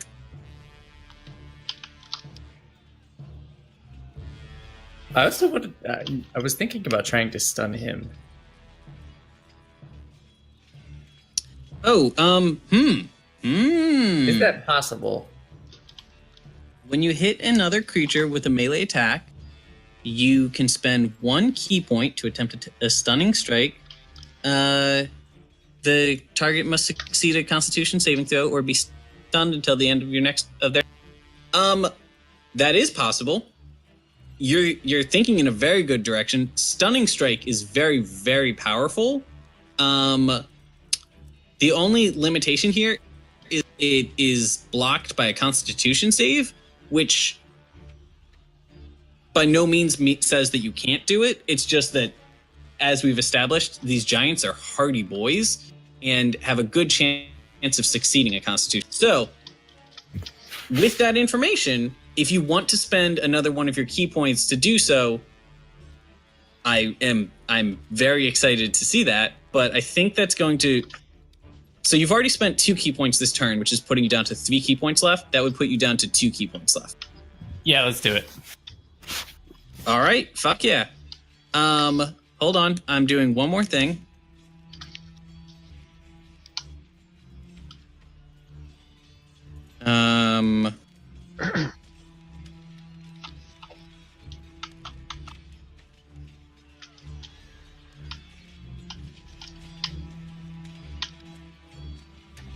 Oh, this should be 1d6.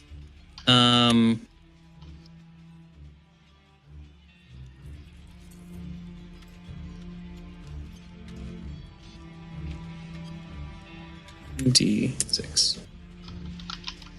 All right. Do 1, 2, 3. Yeah, do 3 melee attacks. All right, your third one hit. The first 2, first one, Yeah, actually, this guy's not dodging at all. This is all just like your first 2 attacks punch. You're just punching this guy's shins, by the way. This guy is a solid 3 times your height. Yeah, your first 2 go into the shins, but his armor's just too thick. Your third one, you really like wind your back and let out a bellow of fury as your arm comes forward, and it crunches into that armor. And roll damage on that third one.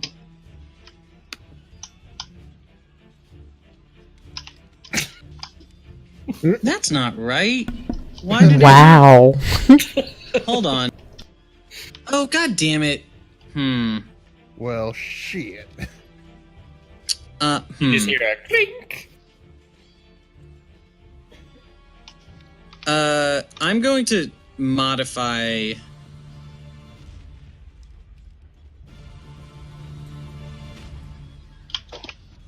I'm going to do this a different way. This is 1d6 plus not. Okay.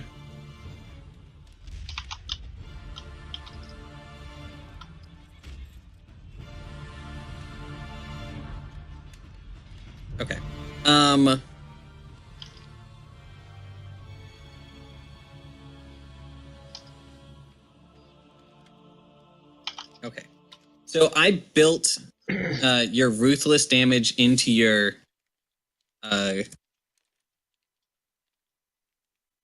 unarmed strike now. Yeah. So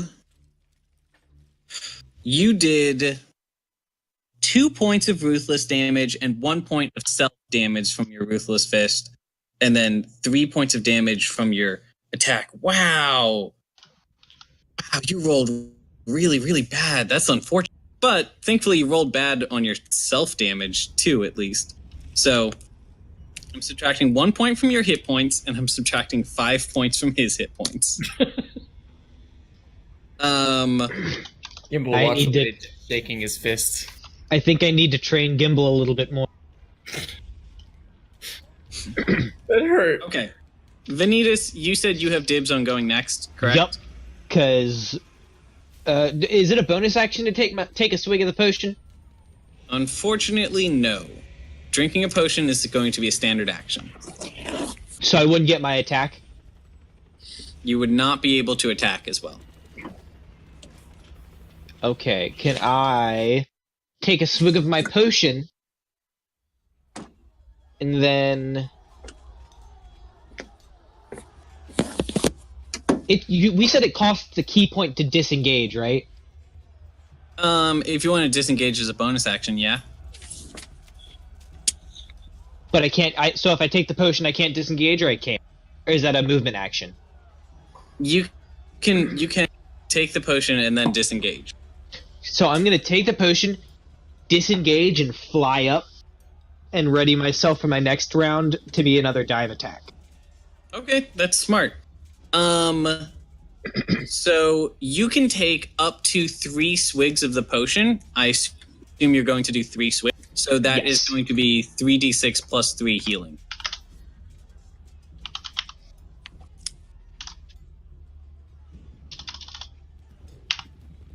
I almost rolled 2d6. 3d6 plus 3? 3d6 plus 3 healing. Plus 15. Hmm. Alright, so I'm disengaging, and I'll just go, I guess, over here, next to my good old Raven buddy Nugget. I'm a pet him as I fly by, and I'm readying myself for my next attack. Okay, check this out. Check this out. What's that? You see what I did there? Wait, do it again?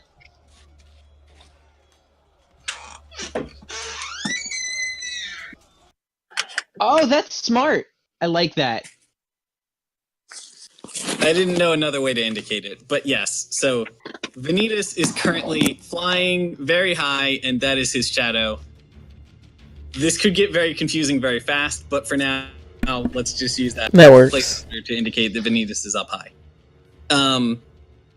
Yeah, that's really not how we're supposed to use this kind of map, but otherwise I'm going to totally forget that you did that. Vanitas' turn is over. You managed to recover most of your health. That's very good. Gimbal has gone. Hogard has gone. Vanitas has gone. Nobody else has yet. And Ildmane is finally going to get his attack. He's going to go 2 crunchy greatsword swings into Sabek's face. Ow! Gosh. Those are both going to hit. Damn First it. one is going to do 15 points of damage. The second one is going to do 16 points of damage. So that's 15 altogether then, because half damage. No. Sorry. The first one did 30 points of damage. Oh, okay. The second one did 32 points of damage. Okay. Wait, Sabek's armor class. Did he have Oh, he's got advantage. That's right. Okay. Because Sabek is doing Ruthless Assault. Wait, I thought I only did Reckless Assault on my first attack, and I got attacked after that.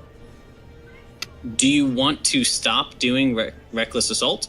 Well, I don't think that I got anything from it on my last move, so I thought that I wasn't using it anymore. I think I accounted for it in your last move. Okay. Yeah, because looking at your 3 attacks, even with advantage, the first one, advantage missed. Second one, either one of them would have hit. And third one, advantage, even with advantage, it missed.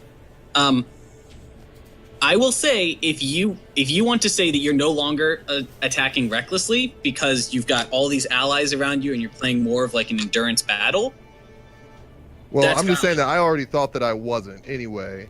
So just indicate to me which you're doing, and we'll no go longer with that. recklessly assaulting. That was just Very on my good. first charge. Okay, then you only take the second hit, which is 32 points of damage divided. All right. So take 16 off of this. You're very good. Okay, Ildmane is done with their turn. Lunara, Rex, did you Slugma. Yeah, I attacked at the top of this turn. I did the Eldritch Blast. Is this the second or the third turn? Aren't they doing This is like the 2 second levels turn. of digging? Or is it 1 level of digging per turn since only one of them is still digging? The pit has an amount of hit points, and I'm subtracting Oh. from its hit points as it Okay. goes. You can actually click on the pit, and it'll show you its remaining hit points. It's at 7. Got you. How much does it go down per turn? 1 per times that they dig. So if these guys decide to like really do nothing but dig, they could dig twice per turn. If you guys were able to distract the other guy, they might be able to do no digging in 1 turn. Got you. Also, I think we forgot to attack with Slugma, so I'm adding him into the queue. And then Lunara. What you gonna do, Lou? Did we do Ciara's attacks yet? Not I yet. have Give that. attacks. I have that potion. I think we were going to do another fly a potion over.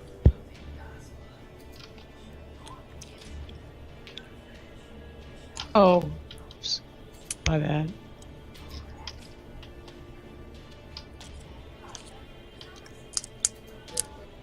Okay. Okay, so Ciara, Slugma, Lunara, and the other giant are the people who have left.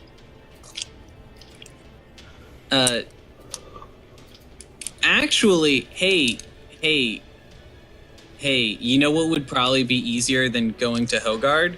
Is Nugget could just take that potion back from Vanitas and then fly it over to Sabek. You wouldn't need to go back and forth that whole distance. Yeah, that's what I was curious about. I was asking about that earlier. I didn't know if that was something that Nugget could do or not. Oh yeah. How many doses are in that potion?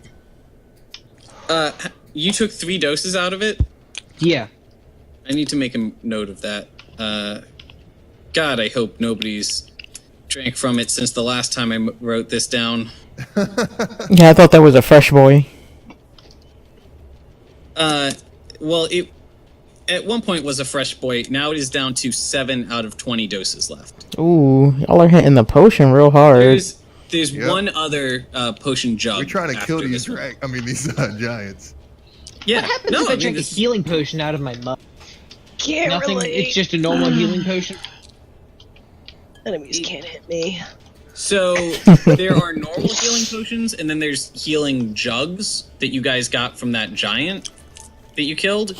The healing jugs, they're good for a lot of drinks, and you can get a little more healing per turn out of them if you like really swig it. So that's what I have been using. I don't think Vanitas has his own healing potions, does he? No, I just thought of something, and it's totally going to be something I do in the future. My cup that I get, I'm just going to start, like, pouring it down people's mouths while we're fighting, like the enemies, so the enemies get super hammered. That is a very good use of your turns. Okay. Okay, I just rolled that for my addiction level. Thank you. You do not. Your addiction level only goes up the 1 point that it automatically goes up by. Wonderful. Yeah, no additional addiction levels. Because I'm expecting that on this next turn that my dragon form will go back down. Like, I thought that lasted 10 turns. Yeah, it lasts 10 turns. Oh, okay, cool. So Lunara, let's do your turn. Do you want to say Nugget takes that potion from Vanitas, flies it over to Sai, and then that can, like, from there you guys basically have a full turn left to use. Okay. Yeah. Okay. So Lunara and Nugget, what do you do? Considering I have not attacked yet, I have my, like, sneak attack and my extra attack, right? Unless that counted That as, is like, correct. Nugget moving. Yes. Great. Nope. Awesome. The pew pew. So you can get 1 from your first turn attack, then 2 extra attacks, and then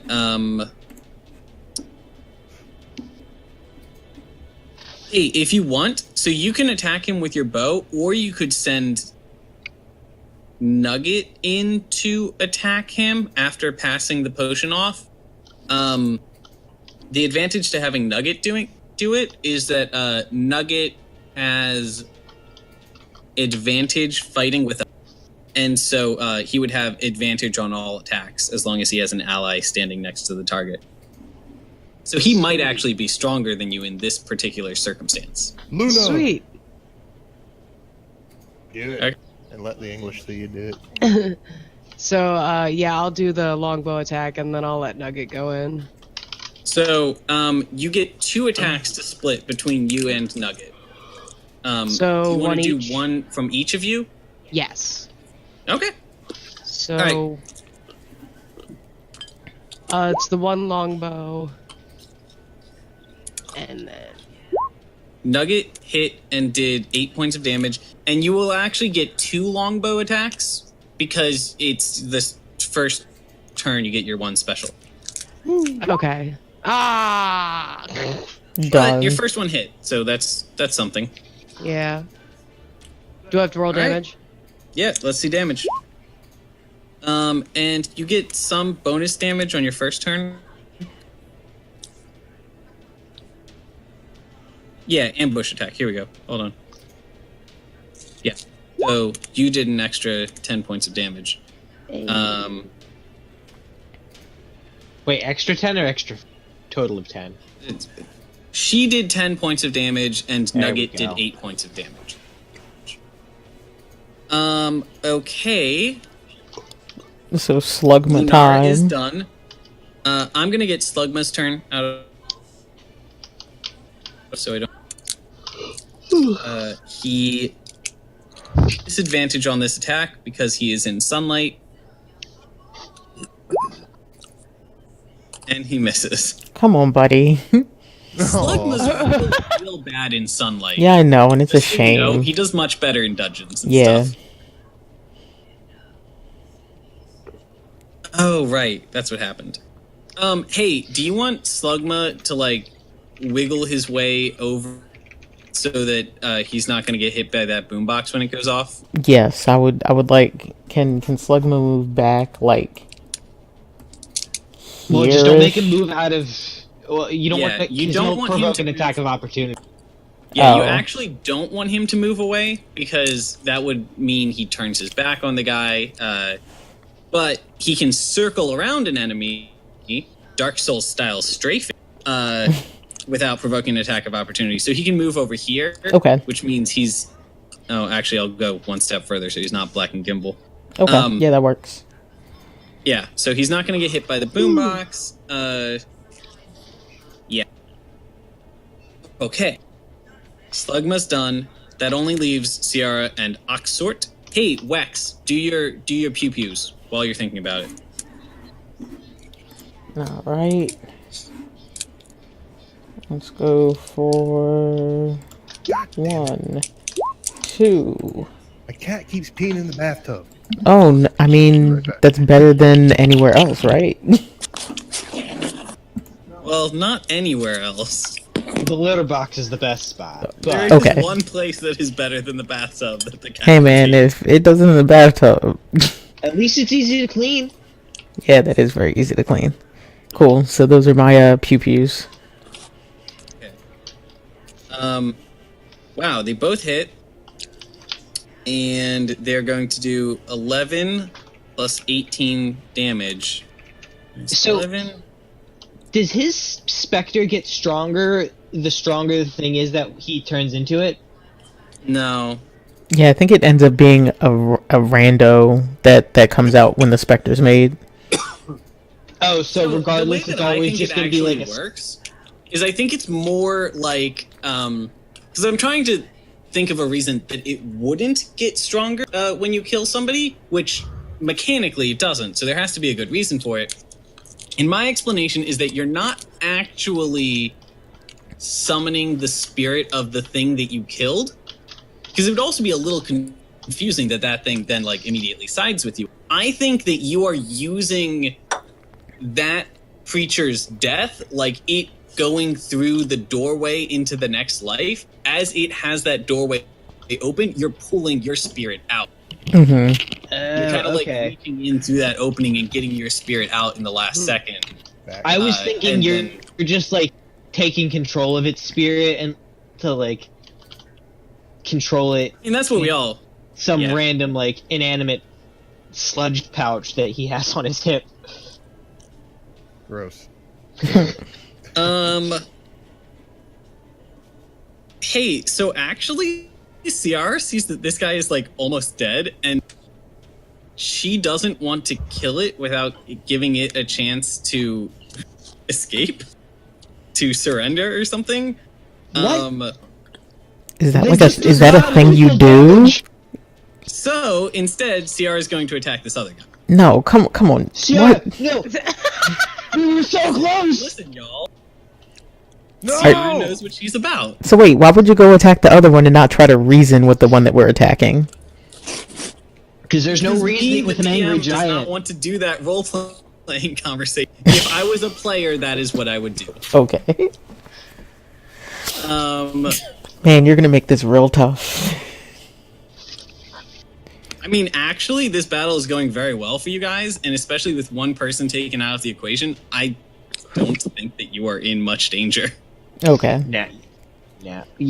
Well, I we, have- we can do non-lethal damage, right? And just like knock them unconscious and bury them in the hole they're digging. You can, but try to Like convince Sabe shoulders to that. shoulders down. I'm about to say Sabe's straight gonna kill him, and they need to die.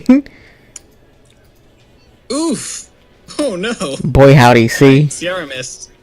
I mean, it would be You'll an do spells interesting next time. conversation, though. So I'm just saying. Okay. And also, Ciara says, hey, you look like you're real fucked up. You should surrender or whatever.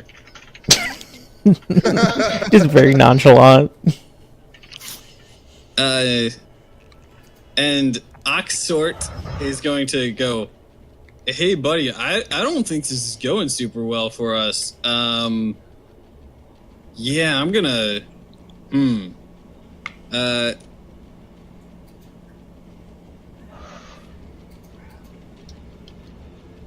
is trying to just gonna think of start what shouting down at them in Jotun, help like, make an "You're opening for gonna his friend. die!" I think Sabek would curse at them in Draconic, considering it's their ancient enemy. They would Ooh, understand that's it. very good. Wait a second. I want to roll a deception and disguise my voice as Oxsquirts. And be like, "Yo, man, I think we should get out of here." And yo, Awesome. Kimball's like, "How's your shin, giant?" This is the taunt phase. Okay, so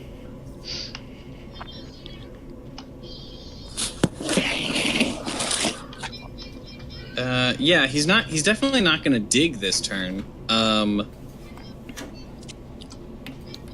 I think that Oxort is going to try to injure people nearby him so that we are distracted.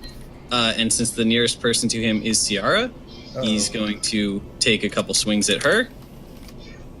no. See, That hits. Little one! hits. oh yeah, Vanitas is gonna fuck him up now. Like, somebody else is gonna have to take out the other giant, because Vanitas is... Okay, so Ciara runs up to this guy, takes 2 swings at him with her spell, and then he goes like, "Oh, Ildmane, we need to get out of here!" And he is just going to clomp Ciara in the face once with this like 18-inch wide, probably 10-foot long greatsword, and he's gonna swing it around and clump her on the head again, and Ciara falls to the ground unconscious. Oh, he fucked up now. He's gonna see the gimbal rage, but from Vanitas. Alright, and then he is going to like move a little bit to the south, and we're going to start the next turn, and I'm going to say that Ildmane goes first this turn. Vanitas is going after Ildmane, because he's pissed. Oh, I'm sure. Well, you're gonna go after the one who's injured, not the one who just attacked? No, I'm going for the one who just hit Ciara. Oh, okay. Well, that's very good then. So Ildmane is going to go first, are going to disengage and then move 30 feet the north, which means, oh, come on. He stops here. She disengaged, so doesn't get any attacks of opportunities from you guys. Also, Vanitas is not next to her. That is deceptive. But she didn't get very far, so you guys have a pretty good chance of just like chasing her down. Oh, I'm going for her.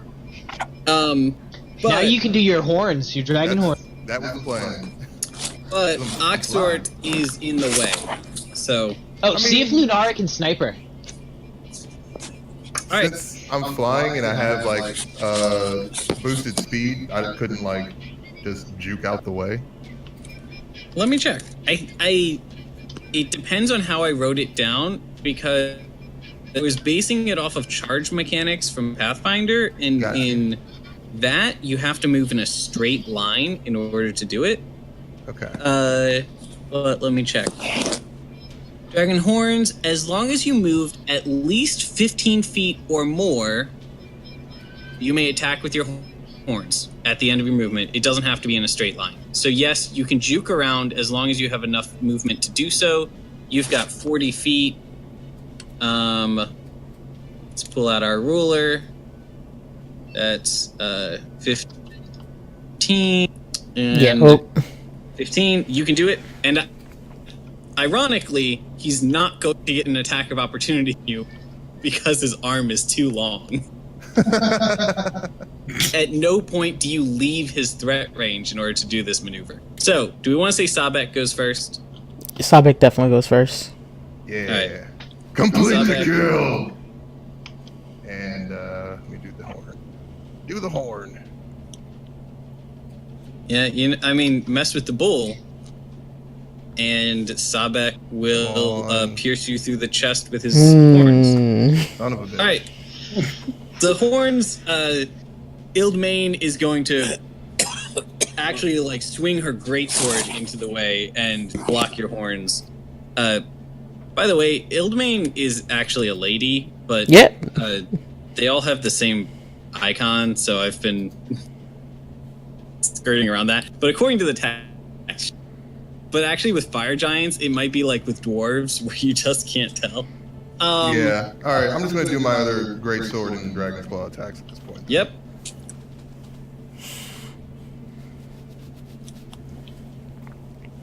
Son of a bitch. Oh my god. She might actually get out of this alive. You gotta be kidding me. Does Lunara want to go next and try to snipe her then? Sure. Complete the kill. Am I going for North Giant or South Giant? North. North Giant. Yeah. Alright. North Giant's the one who's like way injured. Ildmain. Let's see. Since I'm going for the snipe, I guess I'll take all the actions, just shoot as many arrows as I can. On that last Ildmain shout, I sounded kind of like Varunga. Vanitas starts crying. So I get 2? Or Or two just attack. 1? Nope, 2 attacks. Like, Ooh. The second one's Nice. a crit, and they both hit. that's what we needed. Alright. With that damage. Alright, let's see that damage. Oh. Oh! God damn. Oh, do I have to roll it for both? My bad. I rolled the second one. So, that is a total of 17 points of damage. So Ildmain is panting and running, and the first arrow was not the critical. So the first arrow hits Ildmain in the back of the neck, and she kind of stumbles, but keeps running. And then the second arrow hits her in the and she kind of like spins in a Temple, I'm circle guessing. as she falls to the ground, and there is just like an earthquake when she hits the ground, and clouds of dirt and dust fall over, and she's going Just to imagine how embarrassing it must be to be a fire giant and to be killed by something that is the size of a toothpick. Feels good, man. Lunar That's just pretty bad. Didn't take any damage that whole fight. What's up? No. I mean, you're not wrong. You killed a giant, yeah. You've got something we don't. A giant's blood on your hand. Right. Okay. All right. I didn't kill Varunga though, so You didn't. Thank you for that. So, Vanitas now. You know that like that sound you hear when they show like the bird person in any show ever? Mm-hmm. That's the sound you hear when you just see Vanitas dive bombing from the sun. Oh, so the opening of Harvey Birdman, Attorney at Law. I hate that show. Because it ruined Birdman. But yes. Anyways. Let me get my roll. So I'm spending a key point to do 4 attacks. 1, 2, 3, 4. The last one I'm assuming didn't hit. But the first 3 do. Okay, so Nice. 1, 2, 3, and then plus Hey, do you 1d4. want to spend a key point and try to make one of those a stunning strike? Yes. So I'll spend 2 key points this turn. You rolled a 15. That might be low enough. All right, so what do I roll for Stunning Strike for that? He needs to roll a save against your DC, and your DC is efficiency modifier plus your wisdom bonus. Probably 10 proficiency plus wisdom. You have 2 points of wisdom, 3 points of proficiency, which means the save DC was 15 and he rolled 15. So he is not stunned, but oh, he isn't. Damn. Barely not stunned. Okay, and so I did 10, 16 plus 8. That's 24 points of damage to him. No, what's going on? Okay. Oxort is going to let out a bellow of rage, and he is going to ignore everybody else in the area, and he's going to charge Lunara and then whack her in the face with a sword because she killed his wife. Hold on a second. Aeneas just got up. Oh no, they were married? Did Hogard get a turn? This is the start of a new turn. Hogard went last turn. He has not yet gone this turn. He wanted to set off that device when she was still over the hole. Well, that would have probably hit Sabek and Vanitas. No, well, where's Vanitas now? Vanitas is on the ground now. Vanitas is where the shadow is, but it would definitely hit Ciara, who is currently unconscious. Yeah, so Vanitas is on the ground now, next to where Ciara was. Also, this is just like the turn order thing is happening in narrative order, and I think as soon as Ildmane dies, Oxort would take his action as soon as possible. Vanitas kind of got in before he was able to, but... Oh no. Hold on, let me tell Aeneas that she's getting attacked. She just got up, hold on. Okay. Oh jeez.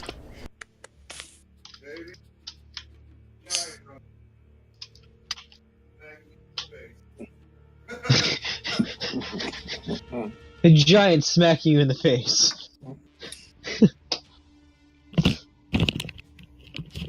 Alright.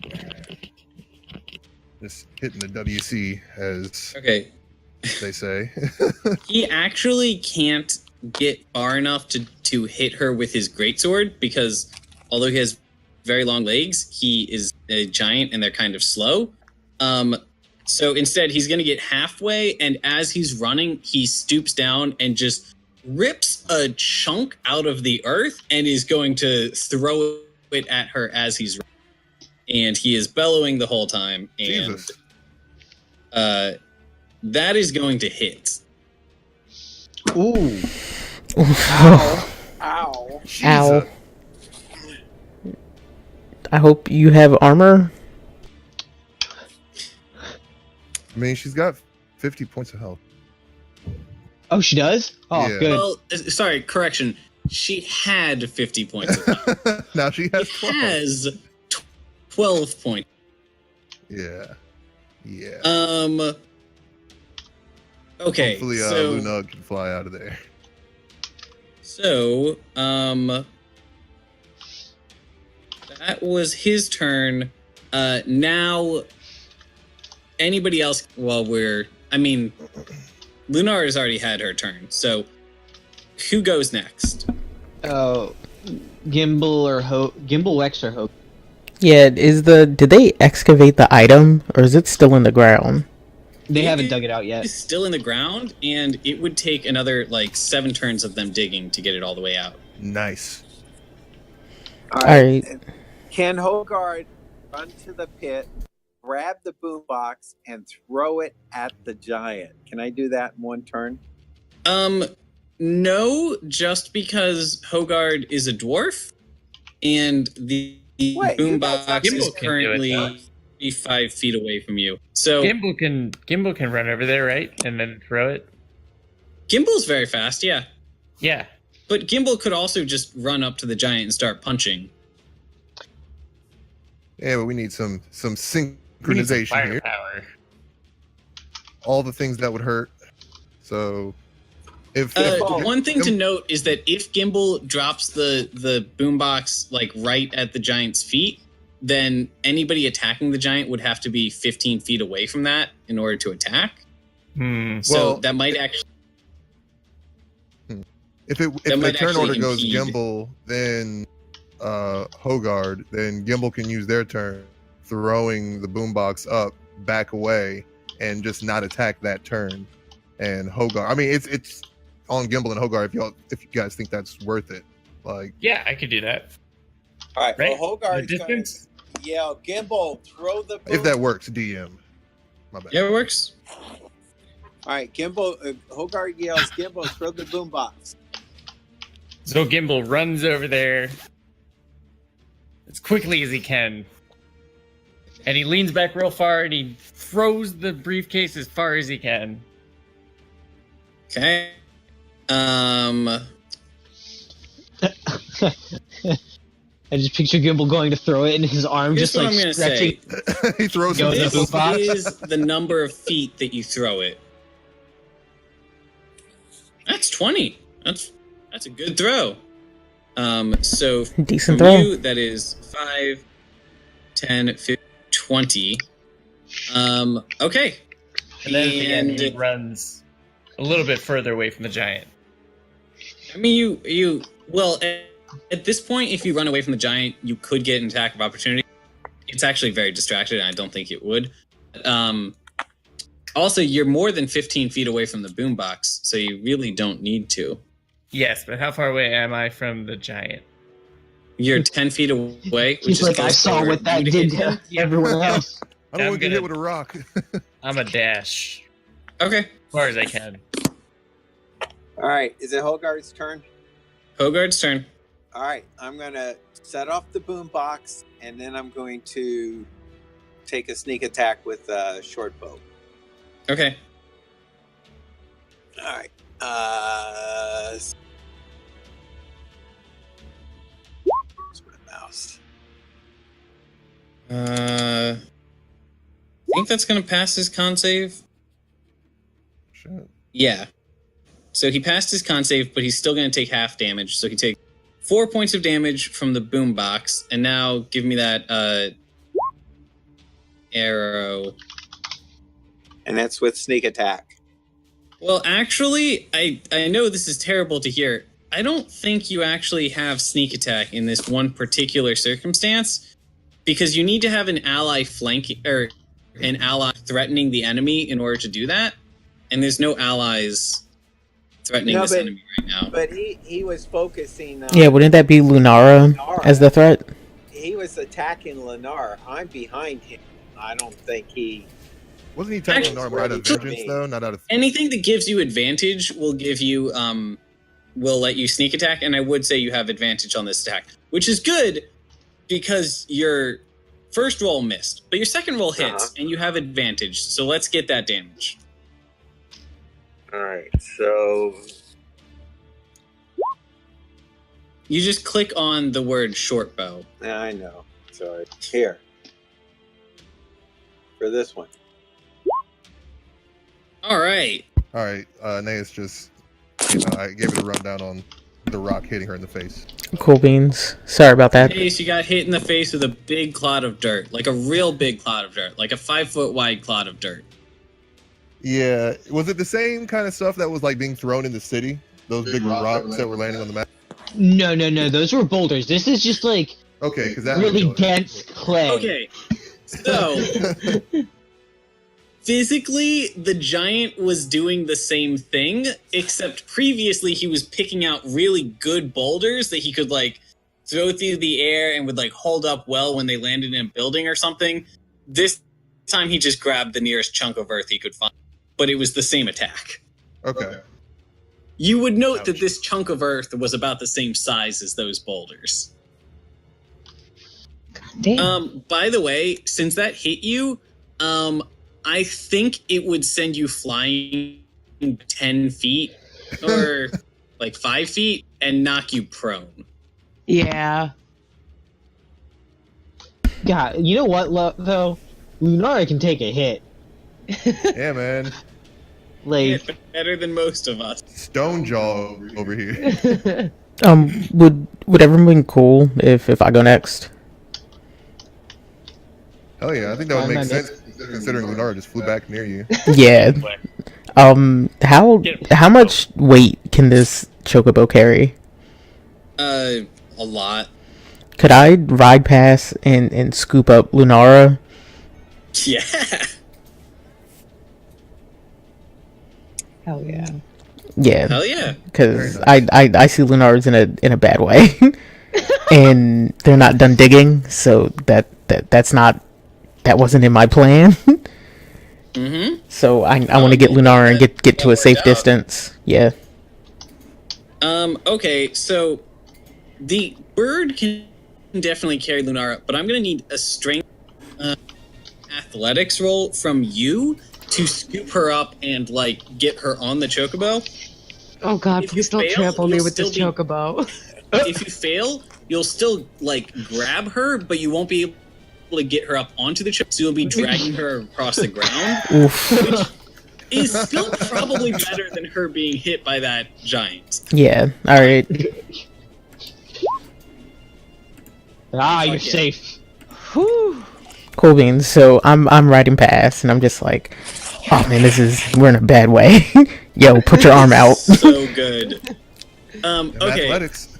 Slugma goes and Slugma. I think Slugma is still sicking this guy, right? Yeah. Even though he's totally worthless. Man, one of these. I'm telling you, we just need to find some shade. Yeah. Well, that would hit, didn't it? Oh no, he has disadvantage if in the sun. You said, never mind. In sunlight. Wait, even with the disadvantage, does a 16 not hit? 16 does not hit. Oof. I think their DC's probably 17. Yeah. Wait, hold on. Okay, yeah. Also, do I still get to move with the chocobo? Oh yeah, I forgot. Yeah, totally. You can move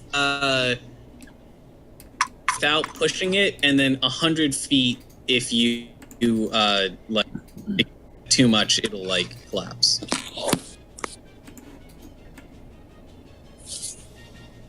Do you want to go? You could take the road. You could go either north or south on the road that you're on. Yeah, And, like, I think I'm gonna go north, like here-ish. Okay. And then was my one thing to consider? Yeah. You're not actually much further away from that giant than you started, and he is like fences are not a big impediment to him. Would you rather go either away from it or to the side? I hadn't considered that you're basically like going in a circle around it, but not getting any further. Yeah, I definitely want to go the opposite direction. Okay, straight away from him? Yes. I think that puts you Yeah, that's like 50. Did my athletics roll and my scoop count as my action for that turn? That was your turn. Yes, Okay. Your action was scooping her up.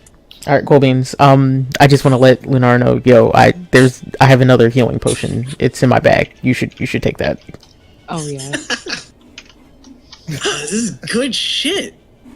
Do you think Sabek could handle I have to the say, giant on his own, like without me for a turn? There are fewer I deaths don't on know. our side than I thought there would be. Yeah, no, we're 24. still going to avenge you, but not yet. Yeah, I have She's two. knocked out. And you're not dead. Yeah, I have No, two. Ciara's not dead. Oh, by the way, Ciara is the last person to go this turn, and Ciara's action for this turn is that a little bit of like blood and drool seeps out of her mouth.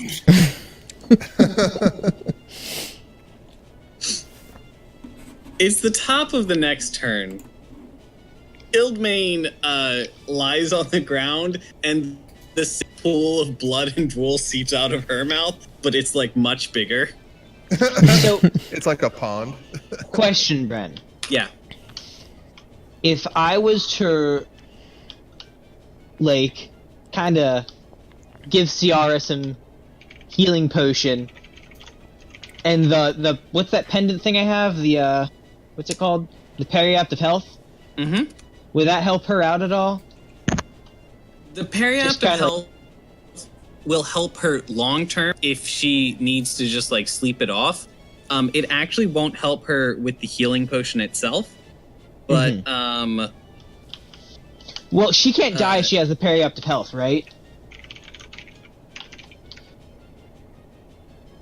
Like that's what that thing did. It stopped the bear from dying.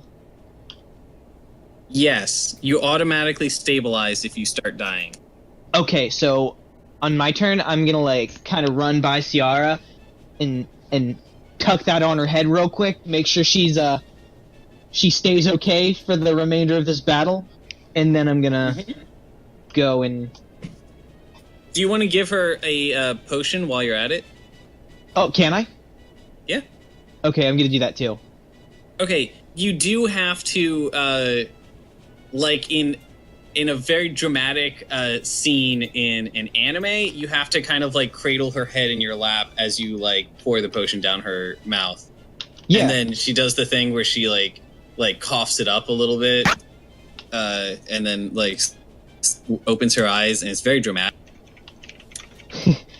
That's what happens. I just, you know that you said in anime, and you know how it does like the thing where they have to like kiss the potion into their mouth. I just pictured Vanitas mama birding it. Okay, but you with the Gross. beak and her with the anglerfish mouth. How much do healing potions heal for these days? One of these. You won't be able to use the jug. You're gonna have to. Oh, use yeah. I've got. I think one more left. Yeah, it's 2d4 plus 2. Okay, yeah. I'll heal it, or I'll will it. Fun fact: she is not conscious. Dang. Well, at least she's stable. Okay, yeah. So, that would probably be your whole turn. That's fine. Okay. Can I, like, jump up in the air and get ready for a dive attack, at least? Yeah. Okay, that'll end it then. I'll just fucking, like, Superman. Alright, Mr. Shadow, we need you again.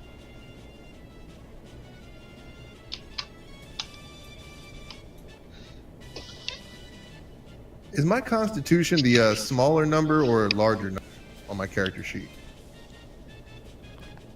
Your constitution score is the physically smaller number, but the numerically larger number. So 20. What? Oh, okay. Physically smaller, numerically larger. Gotcha.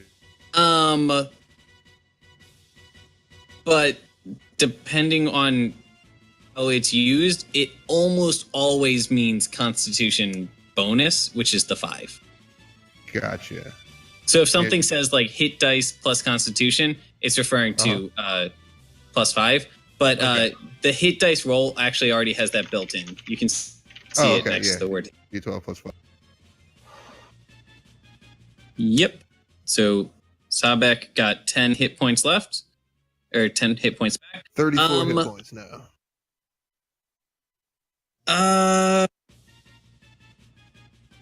Okay, so this is a new turn. Vanitas went first this turn, I think. Mm-hmm.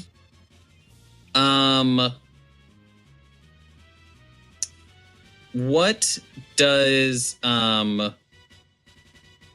who wants to go after Vanitas? Because I know that the giant is itching to.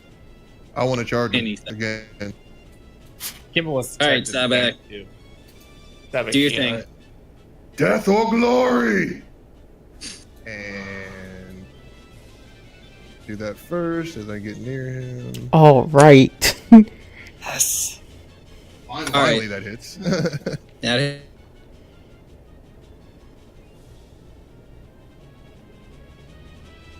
All right.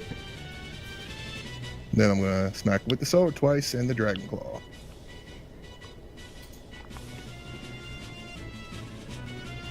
All right. You're like, 3 of yo. those hit? Hell yes. Nice. Yeah, this is your limit break. Finish them off turn. Is what I sound like right now. We're behind the house now, so all I hear is this noise. Is like you just start slicing through the air.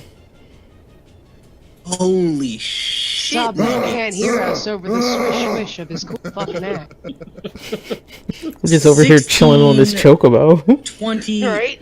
29, 33, 40, plus the 10 you did before. Do you know how much damage you just did? Yo, you're How doing much like damage did I do? you're doing rock You just damage. did 50 points of damage. Said 50. I did in fact say the number 50. Jesus. I'll buy that for I'm $1. down to 36 points now. Unless you already did it. I'm doing it. Damn. What's the hit point count now? After that? He is down to 36 points left. Oof. All right. Okay. Eyes ablaze and- with fury. I growl again. Alright, and he is definitely going to turn in a rage and do the strategically worst thing he could possibly do. But the thing that makes the most sense in context, he's going to turn and whack you in the face twice with his... Those... Sorry, you are not doing... Oh, yeah, those both hit anyway. Yeah. Yeah. So So... 30, 14 damage from one and 29. 15 damage from the other, after accounting for resistance. So, yeah, 29 damage I got total. 5 points of health right now. Yeah, living life in the fast lane. That's how barbarians roll. All right. I think So- Slugma wants to puff out his little chest and go for one more attack.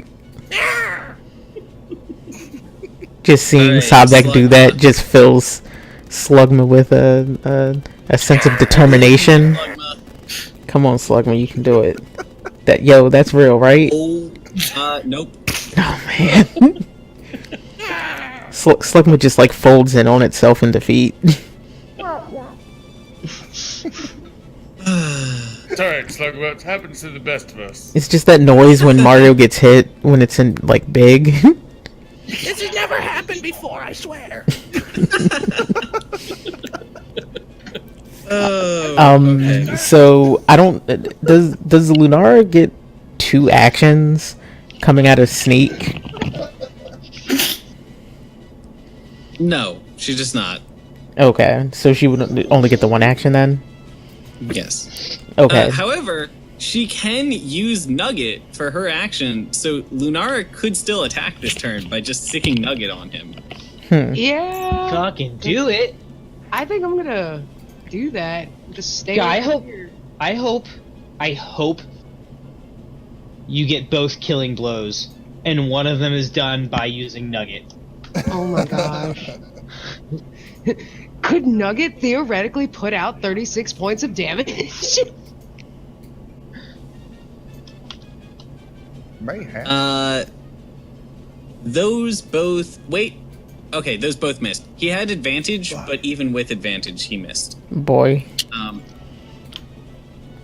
Yep. Well, I mean, he's just... My legacy. Plate mail is very hard to pierce with beak. It's only hard if you believe it's hard. Okay. So, That's not how physics works. Gimbal, Hogard, Wex, and Use Nugget Ciara Ring. are the people. I'm near death. Gimble's going in again.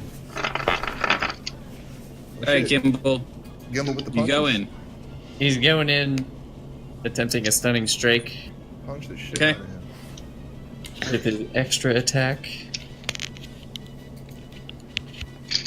And then at the end, I'm going to attempt to dash out of the way with another key point. So I'm going to be spending 2 key points this turn. The two that I have you're left. going to walk up, punch, and then retreat. Okay, you're only going to get 2 attacks this turn because in order to disengage, you need to spend both a bonus action and a key point. Yeah. Don't run. We got him on the ropes. Use my ruthless fist. Point for stunning strike, and then the other key point to disengage, and then you could get another attack if you had any key points left, but you're all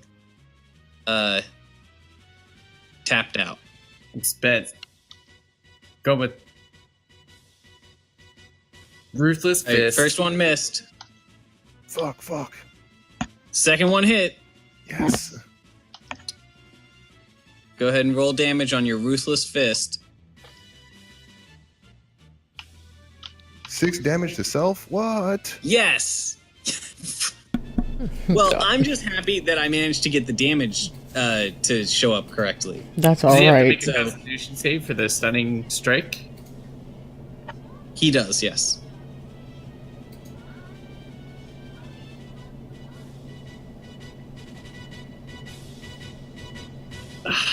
Holy shit. He failed his Constitution save. Oh! Oh, shizzle dizzle. That is very impressive, given that his Constitution is a +6. Okay, so... Gimbal made a earth-shattering shin strike. So Gimbal runs up. He does one stretch punch into the back of a shin, and it doesn't. It just like bounces off of his plate greave, and then he does another punch. It gets into the inner thigh where there's like an opening in the armor, and he hits a nerve there. And this guy is going to like you had done like a Klingon sleep lock on him, crumple to the ground. Which is going to be real bad for him. I need to look up what stun does, because I've never had it come up before. I know it's real bad for him. Holy shit.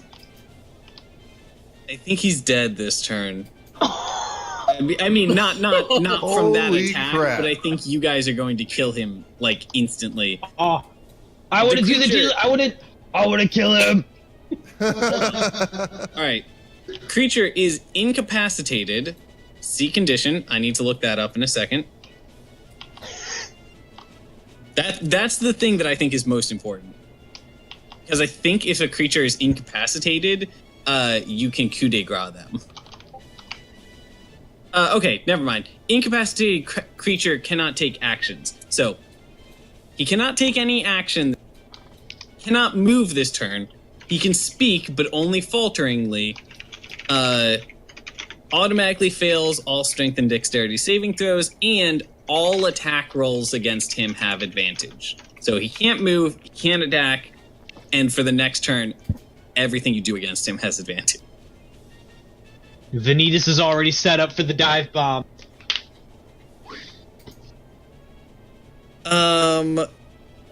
Hogard, it's your turn. Kill. I mean, that's a short bow attack. Hogard, we need you. He just did a short bow. Yeah, was that Hogard in the... Yes. Okay, I can't hear you, but I acknowledge your short bow attack, and it hits because you have advantage. I'm sorry. Let's see that damage. I was on mute. That explains why nobody's hearing. I figured it was something like that. Fuck yeah. Okay, 11 points of damage from Hogard. Now, can I take 2 shots with the short bow? Because I'm not moving or doing anything. No, because rogues in this game only get a single attack. But they rely on the sneak attack for all their damage. Right. So 13. All right, Vanitas, you're up. All right, hold on. Ah, Killing me. Wex has not gone this turn. Does Wex have anything he wants to do? Oh yeah, no, I totally do. I just didn't know if Vanitas wanted to do the dive bomb first. That's next turn. Oh, That's next turn. turn. Oh yeah. I wanted to get revenge for Ciara. Yeah, no, I wanted.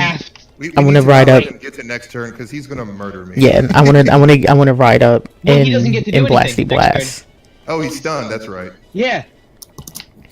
He's stunned. He can't move next turn. Or this Well, turn. I'm right next to him, so he doesn't need to move. Well, he can't attack. Oh, okay. He can't do anything. Gotcha. Yeah. Wex. Yeah, I'm gonna ride up on the Chocobo and just like Lennar, watch this. Don't steal my glory. I need to avenge her.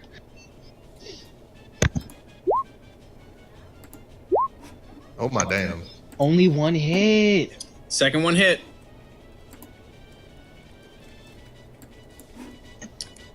Very good. All right. All right. The last person in the turn is Ciara. Ciara drools into the ground, but it's like a smaller, less bloody puddle of drool this time. And I think Vanitas is going to die if we don't let him release this trigger he's primed. Go ahead, pop your axe right there. All of my attacks miss.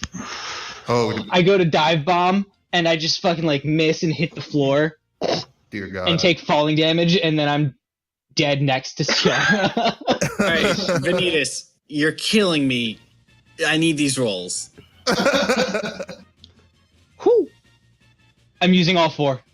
This is my last key point. Oh, yeah, of course. So, 1, 2 hit. He's dead. Hit, 3 hit. Did. You have advantage on all attacks. Oh, yeah! 3 hit. He and did. I get plus D4. We're overkilling. I'm imagining just a flurry of like feathers and chunks of meat flying all over the place. Like, I'm like doing the dive bomb and like doing a drill like Kiba. Like even Sabek's kind of looking back like, whoa, this was unexpected. Vanitas is going full fang over fang. Oh my and just god. like dive bombing in a spin. His claws out.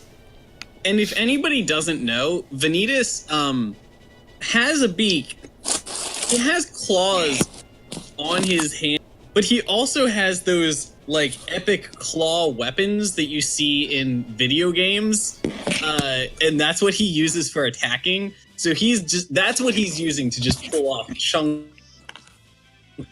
giant meat. This giant meat is Can I burrow a hole through him? Yeah, I mean, yes, you can. I'm straight burrowing a hole through this giant. You do not attack CR and get away with it. Hold on. I've got a thing here. Avenge her.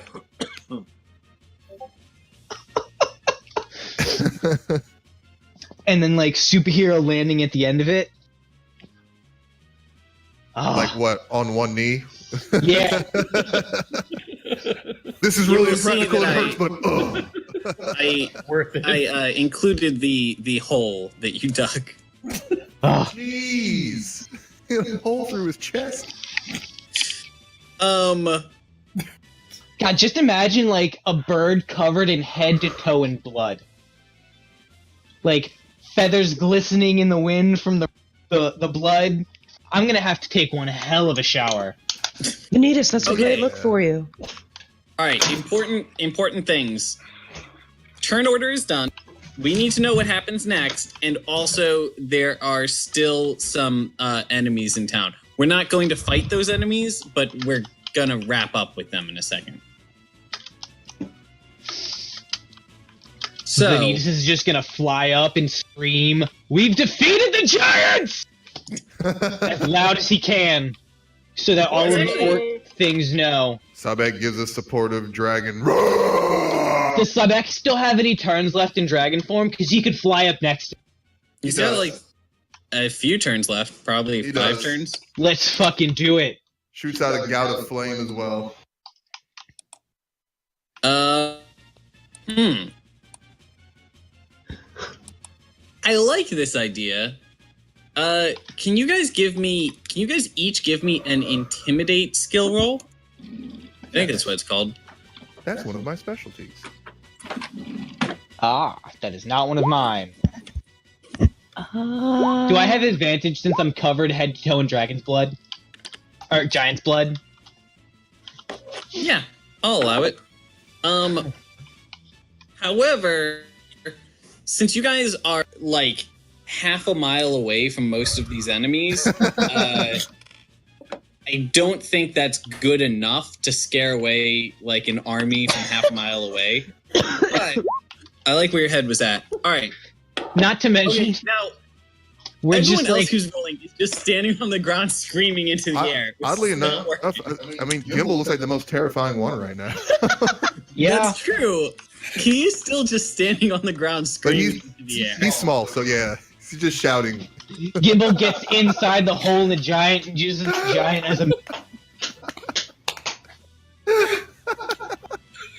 He shapeshifts into a nervous system.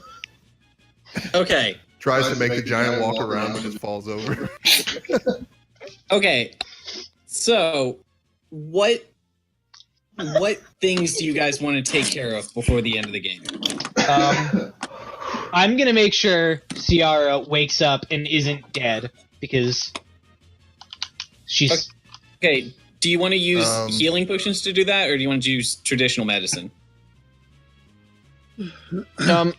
Is she stable enough without the healing potions? Yes. I don't have any more. Okay. So I'll just have to do traditional medicine. All right. Do a few medicine rolls, and I'm gonna say if you roll higher than a 12, she'll wake up. All right. How First many? one. Shit. Keep going. Oh. Keep going.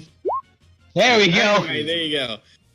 It took a few tries, but you're able to Like the first few seconds, I'm like doing that like slap in the face thing, see if people will wake up, and then it you never tried actually doing some works that CPR, way. but you did it real bad, and it didn't work, and you just gave her a chest bruise. Okay, but The third one, I just like I focus my chi and I do some healing jutsus. Okay. On your fourth attempt, Ciara sits bolt upright, and she has 1 hit point. And I'm not going to appropriately get in character for the dramatic scene that she has, but she is very out of it, and adjusting to being awake and alive, and she's like, "We won?" I'm Seriously? covering her eyes so she doesn't see the giant hole that I backed up with blood. Okay. Aren't you then just getting blood on her eyes because you're covered in it? But she doesn't know that. What she doesn't know won't hurt her. Okay. That is taken care of. And besides, my fists were clenched when I was burrowing, so like my palms are clean. All right. I'm so happy. What happens next? What else do you guys want to take care of? Gimbal's in war mode right now. Yeah, we might need to we need to find a way to regroup and not be almost dead. Yeah, I mean, I'm do you pretty want to hurt. say the Gimbal and the other people who are like still in good health go out on like a killing spree? And Oh take my care god, of can the I last just of take a these nap orcs? in this field? Yes. Yeah, I'm just gonna take a nap. I think they should all be really afraid of Gimbal as he nears them. Yeah. I mean, he did roll a 20 intimidation, so The rest of us are just gonna start digging up whatever's in that hole. I'm imagining Chucky on the battlefield. Just I'm like zigzagging across the field. Hogard, am I correct in assuming that you want to go, protect, work on clearing the rest of people out of town? Because that's something you said you wanted to do earlier. I think I'd rather do that than dig a hole. I don't think. Wow. Actually, yeah, I don't have any key points, so I'm not really prepared for combat. All right. Well, you're on the dig team. I mean, I'm still in dragon form. I can go over there and dig a little bit. Well, I don't know how long you have in dragon. The only issue there. You've got like 10 seconds left in dragon form. Okay. Then I need to heal. Okay.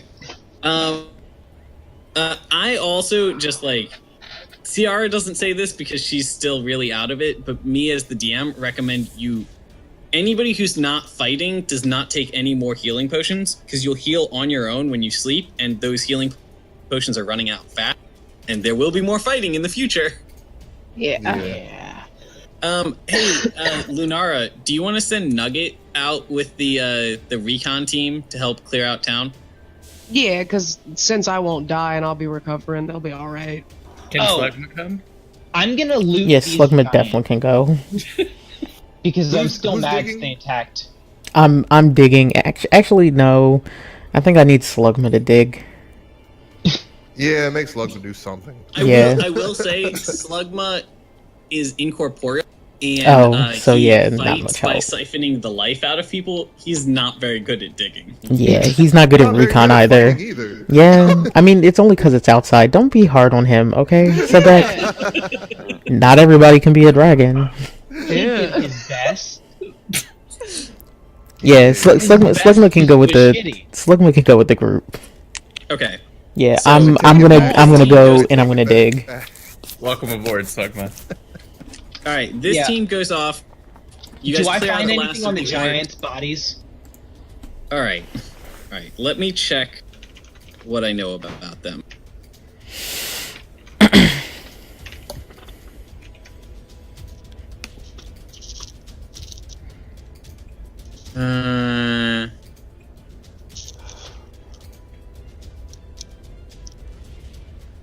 Okay, so they have they each have giant great swords, which are 18 inches wide blades and 10 long blades. Sabek, I found you a sword. They weigh like, actually, legitimately, Sabek probably could use one of those when he's in like true dragon mode and really fuck shit up. How But I heavy don't are know they? how he would carry it with him the rest of the time How heavy are because they? I think they're the weight of a normal greatsword cubed. Cube. Yes. Okay. Right? Because it is. So that would be 24 pounds then? Or no, cubed. So 6 times 36 Hold on. pounds. Isn't cubed? If a great sword's 12 pounds, it's 12 times 12 times 12 for cubed, right? Greatswords weigh 6 pounds. 6 pounds. Oh, okay. Really? That's it? Yeah, man. Fun fact: I got into a debate with this the other day. 216 pounds is the weight of a Jesus! giant's greatsword. What's my carry weight? How do I see that? We're not calculating that per character, but it's not that. Yeah, it's not that high. Cody, greatswords, surprisingly, are not that heavy because they're only like 2 or 3 inches wide.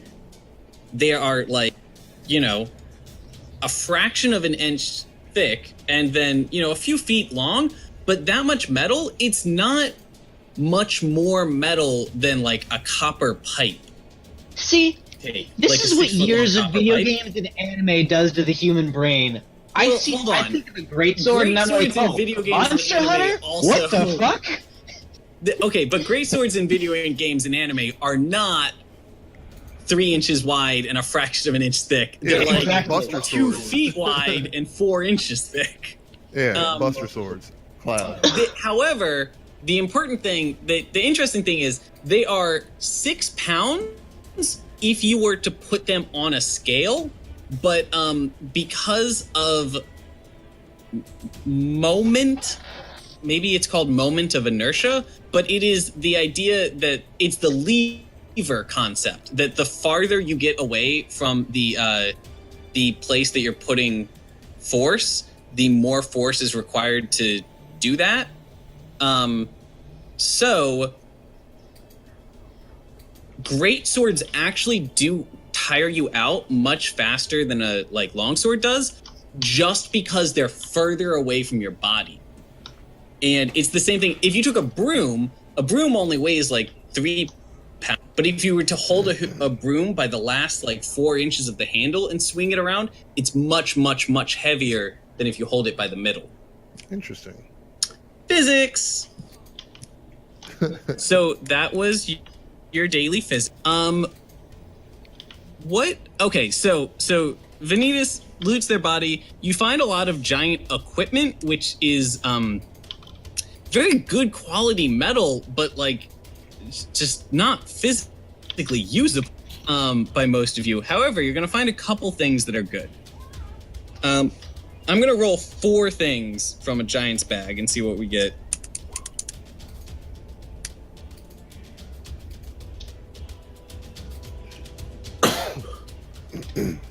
Why is this motherfucker carrying around a wagon wheel? Jesus Christ. Because... Maybe he likes wheels. He just likes the shape. Okay, so I think these are partially assuming that you've killed a hill giant, who are these kind of... I mean, they're the hillbillies of the giants. And they're the real grungy. hillbillies? Yeah, I mean, that's intentional, and they're real lame. So what you do find is a 3-foot tall statue of Surtur, which is the god of the fire giants, I think. Of course I'd find something religious and feel bad about trying it. God damn it. You do find I'm going to say you find a 15-foot long length of chain, and it's also, each of the links in this chain are half an inch thick instead of an eighth of an inch thick like a human would normally have. So this is a big, heavy fucking chain, but, might be able to use that for something. You do find a haunch of meat, and the wheel here... Yeah, I don't know. Let's say it is a let's say that is a tackle, block and tackle. A giant's block and tackle. Okay. So you find those things, and I'm gonna check my notes to see if it mentions anything in particular. Oh, hey, you do find one of the giants you remember had a wand that it was carrying. So when you inspect the guy, the male, the one that you just killed, in his belt is tucked it is made out of iron, and it is a regular, kind of like the wand that a human would have, except a little more industrial in style, and it's 3 times the size in each dimension. So if a regular human wand is a foot long, this is 3 feet long, and instead of being an inch thick, it's 3 inches thick, and it's made all out of iron. So it's, you can carry it, but it's the weight of a mace. This wand, it feels like a compass in that the tip of the wand feels drawn in one direction, and that direction is towards the pit in the ground that they were digging. I will inform the party of that, but first, can I? Oh, you also hold on. You also find a ruby pendant that is a giant's ruby pendant, and consequently much bigger and nicer than a human's would be. That's worth 750 gold piece. Whew, that's a good find. Well, damn. I'm okay with that. I said I'm okay with that.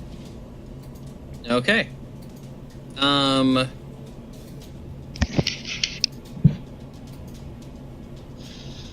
Okay, so you get that. I'm trying to wrap things up as fast as I can. You're good. Okay, so the wand points towards the pit. Am I safe to assume that you got finished excavating the pit? Mm-hmm. Yeah. Okay. Does Sabek provide like a few seconds of excavation while he's still in Super Dragon mode? Yeah, that's what I was thinking. I sure hope so. Okay. Yeah, Sabek does like 80% of the digging in the first 10 seconds before his dragon blood wears off, and then the rest of the digging takes another like 10 minutes. You dig this out. It doesn't take long before you start to see the shape of what they were digging for, and it's an interesting shape. It's kind of like almost like an I-beam, like you would have in construction, except it seems to have some kind of like enchantments carved into it, and there's a few like parts that are moving around it at random, as if it's like a piece of machinery that's still somewhat active. And the other thing that's interesting about it is it is made of a strange metal that none of you guys are very familiar with, that's got sort of a greenish tint. Actually, if anybody wants to roll I guess this would be maybe not knowledge, nature. Is there like a science? I mean, there's. Are you sure it's not Arcana? How Investigation. about insight? Insight. Perception. It would be either investigation or arcana. I'm gonna go with It's not exactly right, but it's the closest we're gonna get. You said investigation or arcana? I'm sorry. You were breaking up. It is okay. I rolled. Man, I really don't want to know what this is. None of us know. Wow! What the hell? Y'all suck real bad. Yo, I have a whole spell that I can cast. Sabek just comes in. He's like, actually. I've got a 1. I've got a 1 at Arcana, and I rolled 12. What? I mean, we're just like, it's still only an 11 on the dice. That's still only average. It's just everyone else just sucks. Yeah, we're just like, maybe it's some sort of iron, and Sabek's just like, actually, it's a metallic alloy. Ciara's going to sit up. Ciara has been lying on the ground, like half sleeping this whole time. Ciara's going to sit up, and she's going to say, actually, I don't know any better than you guys do. Actually, I've got no freaking idea. Indubitably, Sabek. Okay, so all you know about this thing is that it's very, very heavy for its weight. It is 11 feet long and like 3 inches wide. And I need to check my note. I believe it weighs 2,000 pounds. Can you inform me on how important is this for the story? Wait, Mikhail's roll didn't. No, that didn't do it either. Shit. What did we have? What did we have to get higher then? I mean, 15 at least. Oh, okay. I mean, did you say there were runes on the thing? I have a spell. I will say this is not something you need to know to proceed in the story.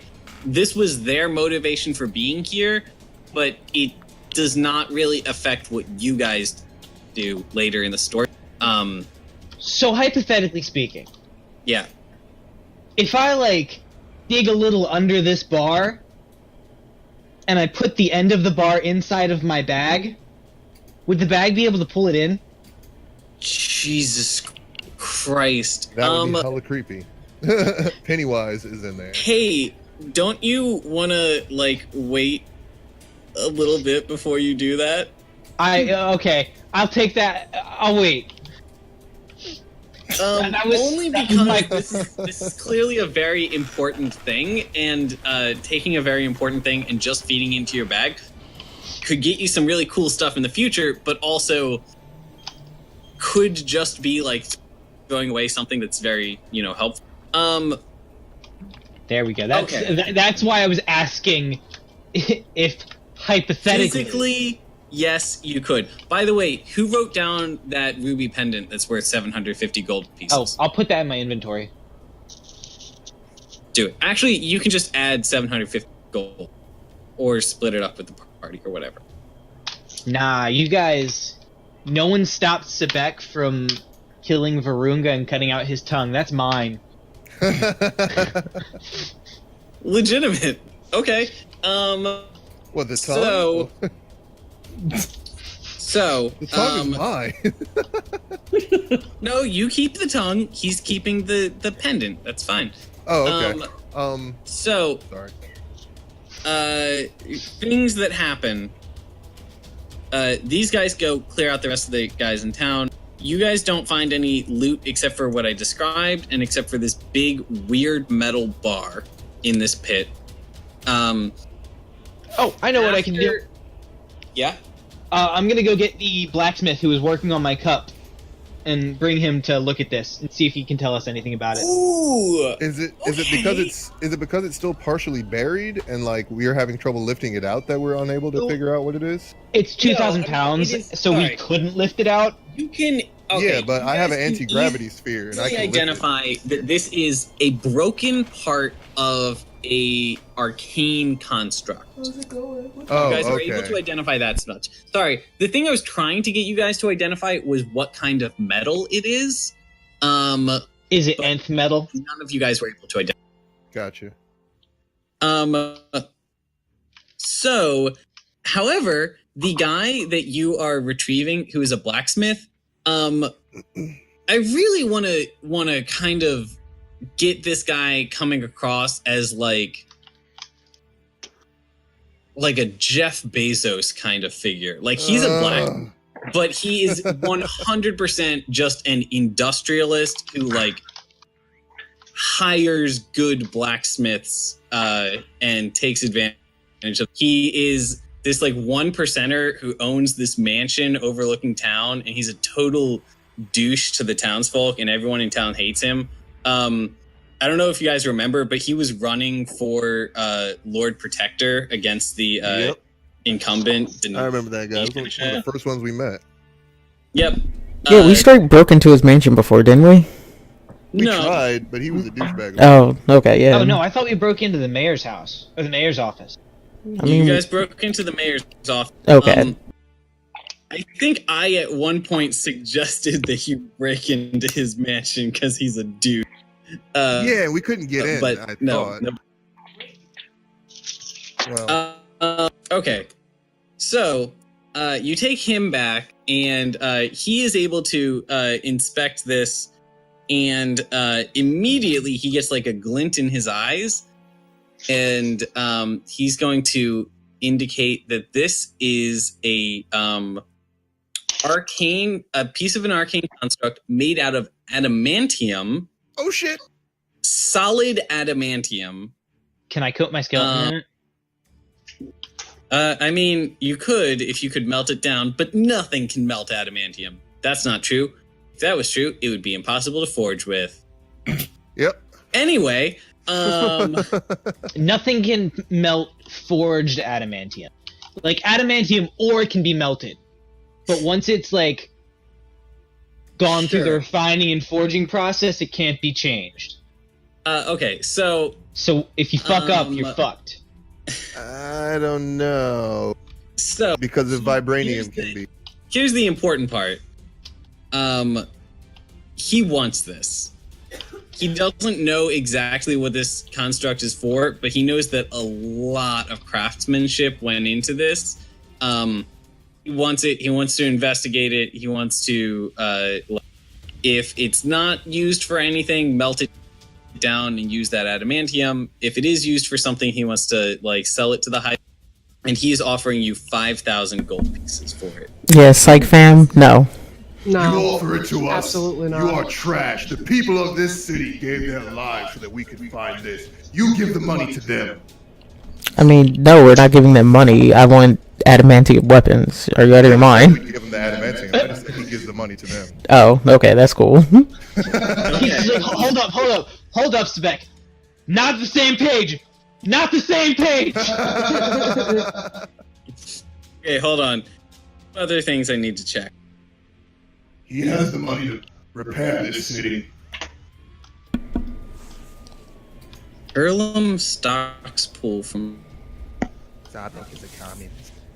Oh, okay. Hey, so there are two other people who, okay, so I have to do a little bit of, like, a time skip as you put out all the fires, you regather the townspeople who have survived.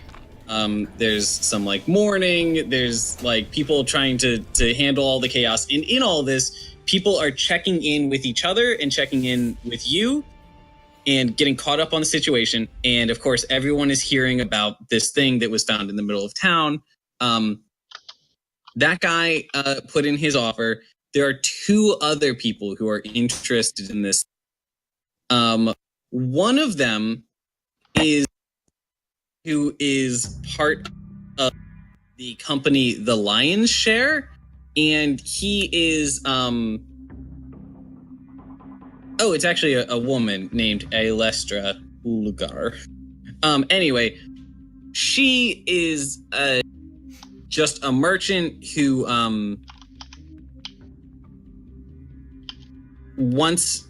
she thinks that she can get a good price for it if she sells it, in another town, and she knows a university that she thinks will be able to investigate it and give her a good price for it, and also it would be going to a university, which would, theoretically a good cause.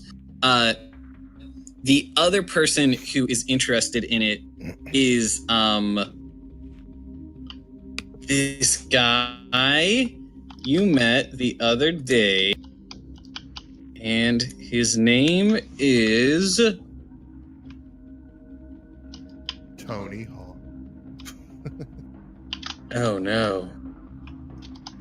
So Vanitas... Did I not write this down anyway? Vanitas' entrepreneurial mind is going, and I have an idea for us to go over. I have to find the guy's name, but there's a guy that you guys are already familiar with who is he's kind of like in the like Yakuza kind of criminal organization. His name is Shelvis Martholio, and he is willing to pay you 7,500 for it. But that is 7,500, no questions asked. Okay. I have Takes it off your hands. An idea.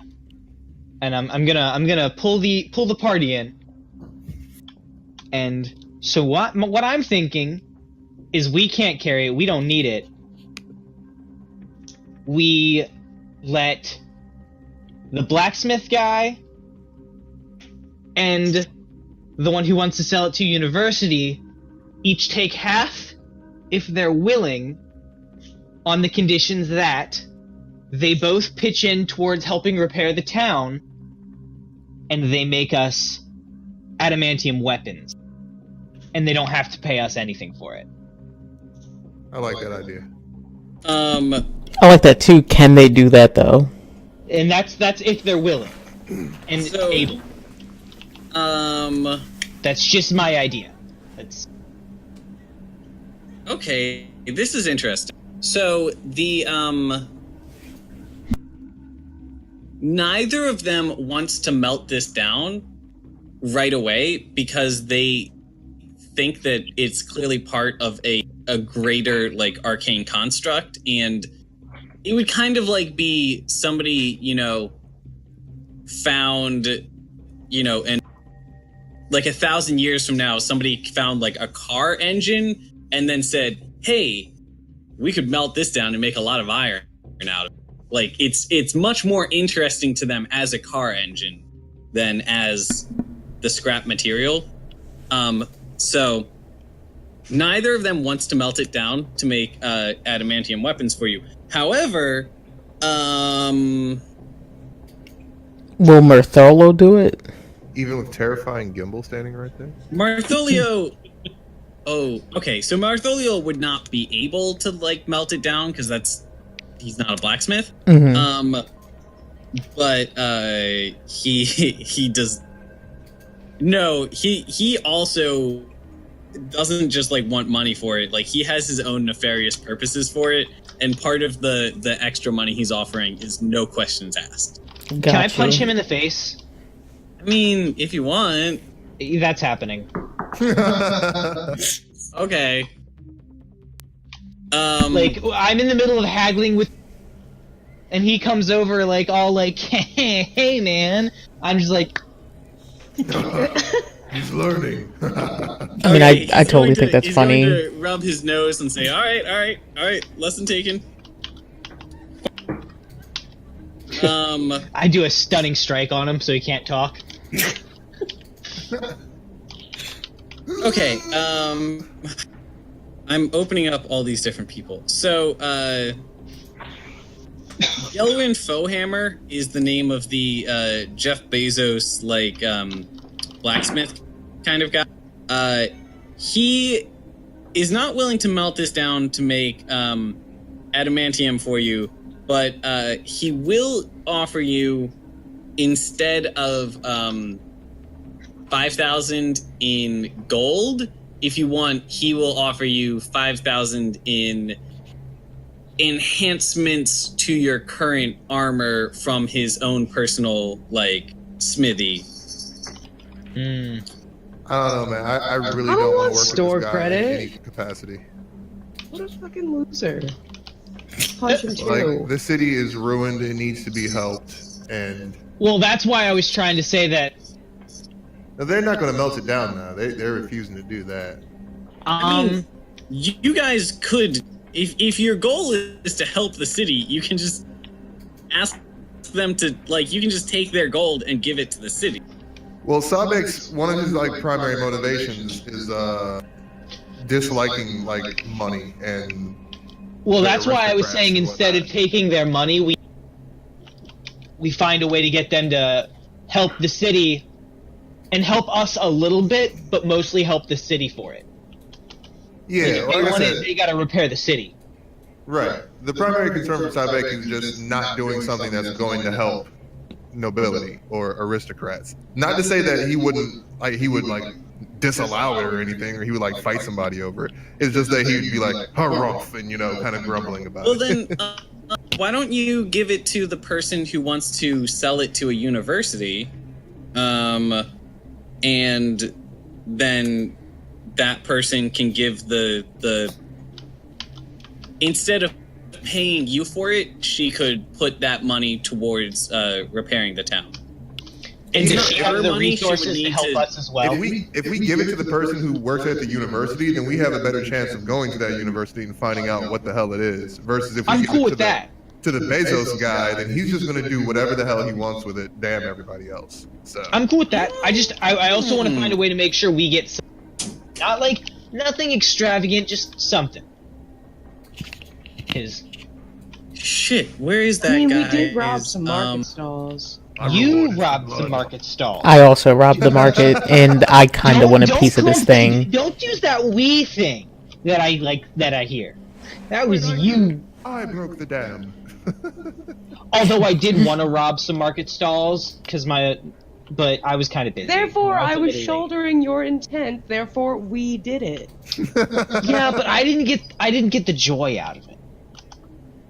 I do want to find a way to get some new claw blades, though, because I feel like I probably would have fucked them up burrowing through a giant's armor. Are we just discussing this in front of them? Like, oh, well, we did kind of rob them in the... We did just take their shit. Oh, no. It's getting late, though. It's 10:30. We need to wrap it up. Yeah, okay. So, yeah, I'm trying to... Alright, so the one other thing that happens is all of the people who you saved... sorry, not all of them. Several of the people who you saved have important, like, things that basically they have quests to give you. And so I'm not going to go over all. Part of what I was doing just now is I was trying to find the quest that there is a quest that basically would involve you guys like going to that university. So I was trying to find that, but yes, that will be one of them. So next session we would like go around to the villagers of Tribor and like basically see how people are doing and like collect the quests or whatever. Yeah. So just to do the like 10 sentences or less version while I'm thinking about it. The person who is the Lord Protector of Tribor is a member of a secret organization called the Harpers, and she wants you to check in with some of her fellow members about giants because she's like, hey, this is real fucked up. And then there is a guy who is the guy who wants you to take him to the university. The guy who is the like blacksmith is the kind of guy is a dwarf, and he is like in thanks of your help, you know, saving him and his employees and his shop. He's going to write a letter of recommendation that you could take to the king of the dwarven country that he's from. And I mean, I think, I don't know exactly what it says, but that guy, there's basically just go meet this king and he could give you some nice stuff. There is the dwarf woman who is the wife of the guy who was like cheating on her. She's the wife that had PTSD that you found in one of the first games. She needs you to go like talk to her brother because she needs help. She needs like money to refinance their home, and her brother's like a banker. Not refinance, to rebuild their home. And then the last one is the woman who owns that inn that you kept staying at, who's the retired adventurer, knows of a weapon called a giant slayer greatsword. And she has an old friend from her old retiring, or her old adventuring party, who owns it, that she thinks would be willing to part with it to you since you're like, you know, since you are the next generation of adventurers who are like fighting giants and shit. That would have been useful. Definitely want to talk to her. So these are all things I will like go over next game. That's fine. But that was just to give you like the preface of what's coming up. Spark Notes version. Not have to do all of them. You don't have to do any of them. But the next like section of the campaign is, hey, take some time to do side quests before we get back into the like heavy shit. Oh, I also suggest that we level up from this giant war. I also agree that we should level up. Before next game, I will figure out, or I will work with you guys on how leveling up works. People just like stay active on Discord, because I'll be like putting posts on Discord about like what we need to do to get you all leveled up. Quick thing about just these giants' bodies. I was just thinking about what happens to all these giants and orcs' bodies that are laying around here. I don't really have an answer for that, but during that time lapse or whatever, Sabek definitely went around and cut the ears off of each of the giants and put them on the special necklace that he has in his inventory. Okay. Each of these ears is like a foot in each direction. Yeah, they're big. It's not going to fit on your necklace. So you might be able to make a necklace out of the ears. Okay, well, I'm carrying around 4 giants' ears. You can put them in your not on the bag necklace, and I maybe guess, make like a shield out of them. Yeah. I'm just I'm collecting a little trophy from all of our major kills. I've got the tongue. No, I really like that. I've got 4 giants' ears. So what I'm hearing is is that You've got Gimble's shield that talks a lot, and we're taping ears to it. Okay. Actually, the townspeople are going to. Well, I was gonna say they would make a big, body burning fire, but I don't know that you could burn frost fire giants. Yeah. I think they're immune. Yeah, that makes sense. All right, so that's one of the things that takes place over the next month as they rebuild and stuff, is them trying to figure out what the fuck to do with these bodies. Vanitas has an idea. Mm-hmm. We should try to contact the other giant, our giant, see if they can come pick the bodies up with their flying castle. Okay. That is also. But that could be that could be a significant quest that's going to happen next time, or not immediately, but you might remember long ago at the beginning of this battle that Ciara was trying to get in touch with her giant friend, Harshnag. She at some point after the battle is able to, and Harshnag is upset to hear about this attack and everything, and he's going to say that they have a lead on something that might tell them what has been happening and what triggered all of these this chaos with the giants.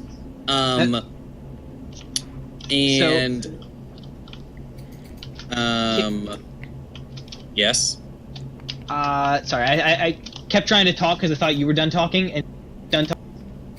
I can wait till you're done because mine's not important. Mine's okay. Just funny.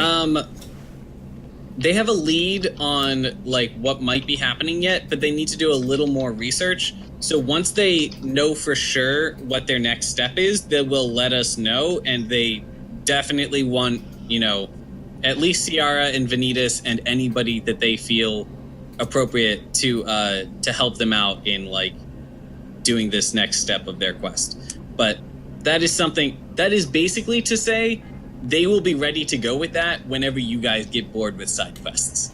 Gotcha. And can we just think real quick? You keep saying giant friends, and nobody knows we're actually friends with legitimate giants. I think that. So some of them might be under the impression you just mean they're your very friends. And I just thought that was funny in my head. Okay, good.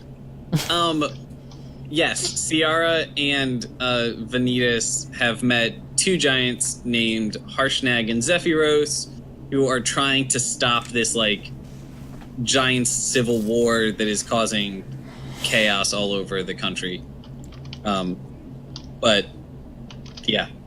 And okay. Just picture Sebek being what do you mean giant friends? That was... How long have you known them? That was so much wrap up. But this was a huge game, and we finally finished this big battle. I'm really happy with how it turned out. I'm surprised that we all survived. Yeah, that was a really good battle against those giants. That was tense. I'm just happy that those giants didn't attack us at the same time. Yeah, that's why I was focus the southern one. Don't touch the other one. I thought Ciara was gonna cause the one in the north to wreck all of us. Oh yeah, we would have been fucked if he was oh, these are actually kind of a big deal. Well, they were supposed to start retreating as soon as they got damaged, but it was the first turn, that person's oh, this isn't so bad. And the second turn, she's oh, hey, there's an actual fight going on. And then the third turn, she's I have 10 health left. And then the fourth turn, she dies. From they didn't really have a chance to escape once things started turning south. We bursted the fuck out of them. Very, very, very good game. I'm very happy with everything. Yeah, chi-chi. Yep. All right, guys. Yeah. All right, I'm gonna go play some Anthem. I'll catch you guys later. Is it fun? It is very fun. Good. I really enjoy it. Good to hear. Even single player? There's no single player. Okay. Womp womp. All right. Well, have a good one. Enjoy Anthem. Alrighty, you too. All right, y'all. See you. Good game. Good night, everyone. Bye. Good night.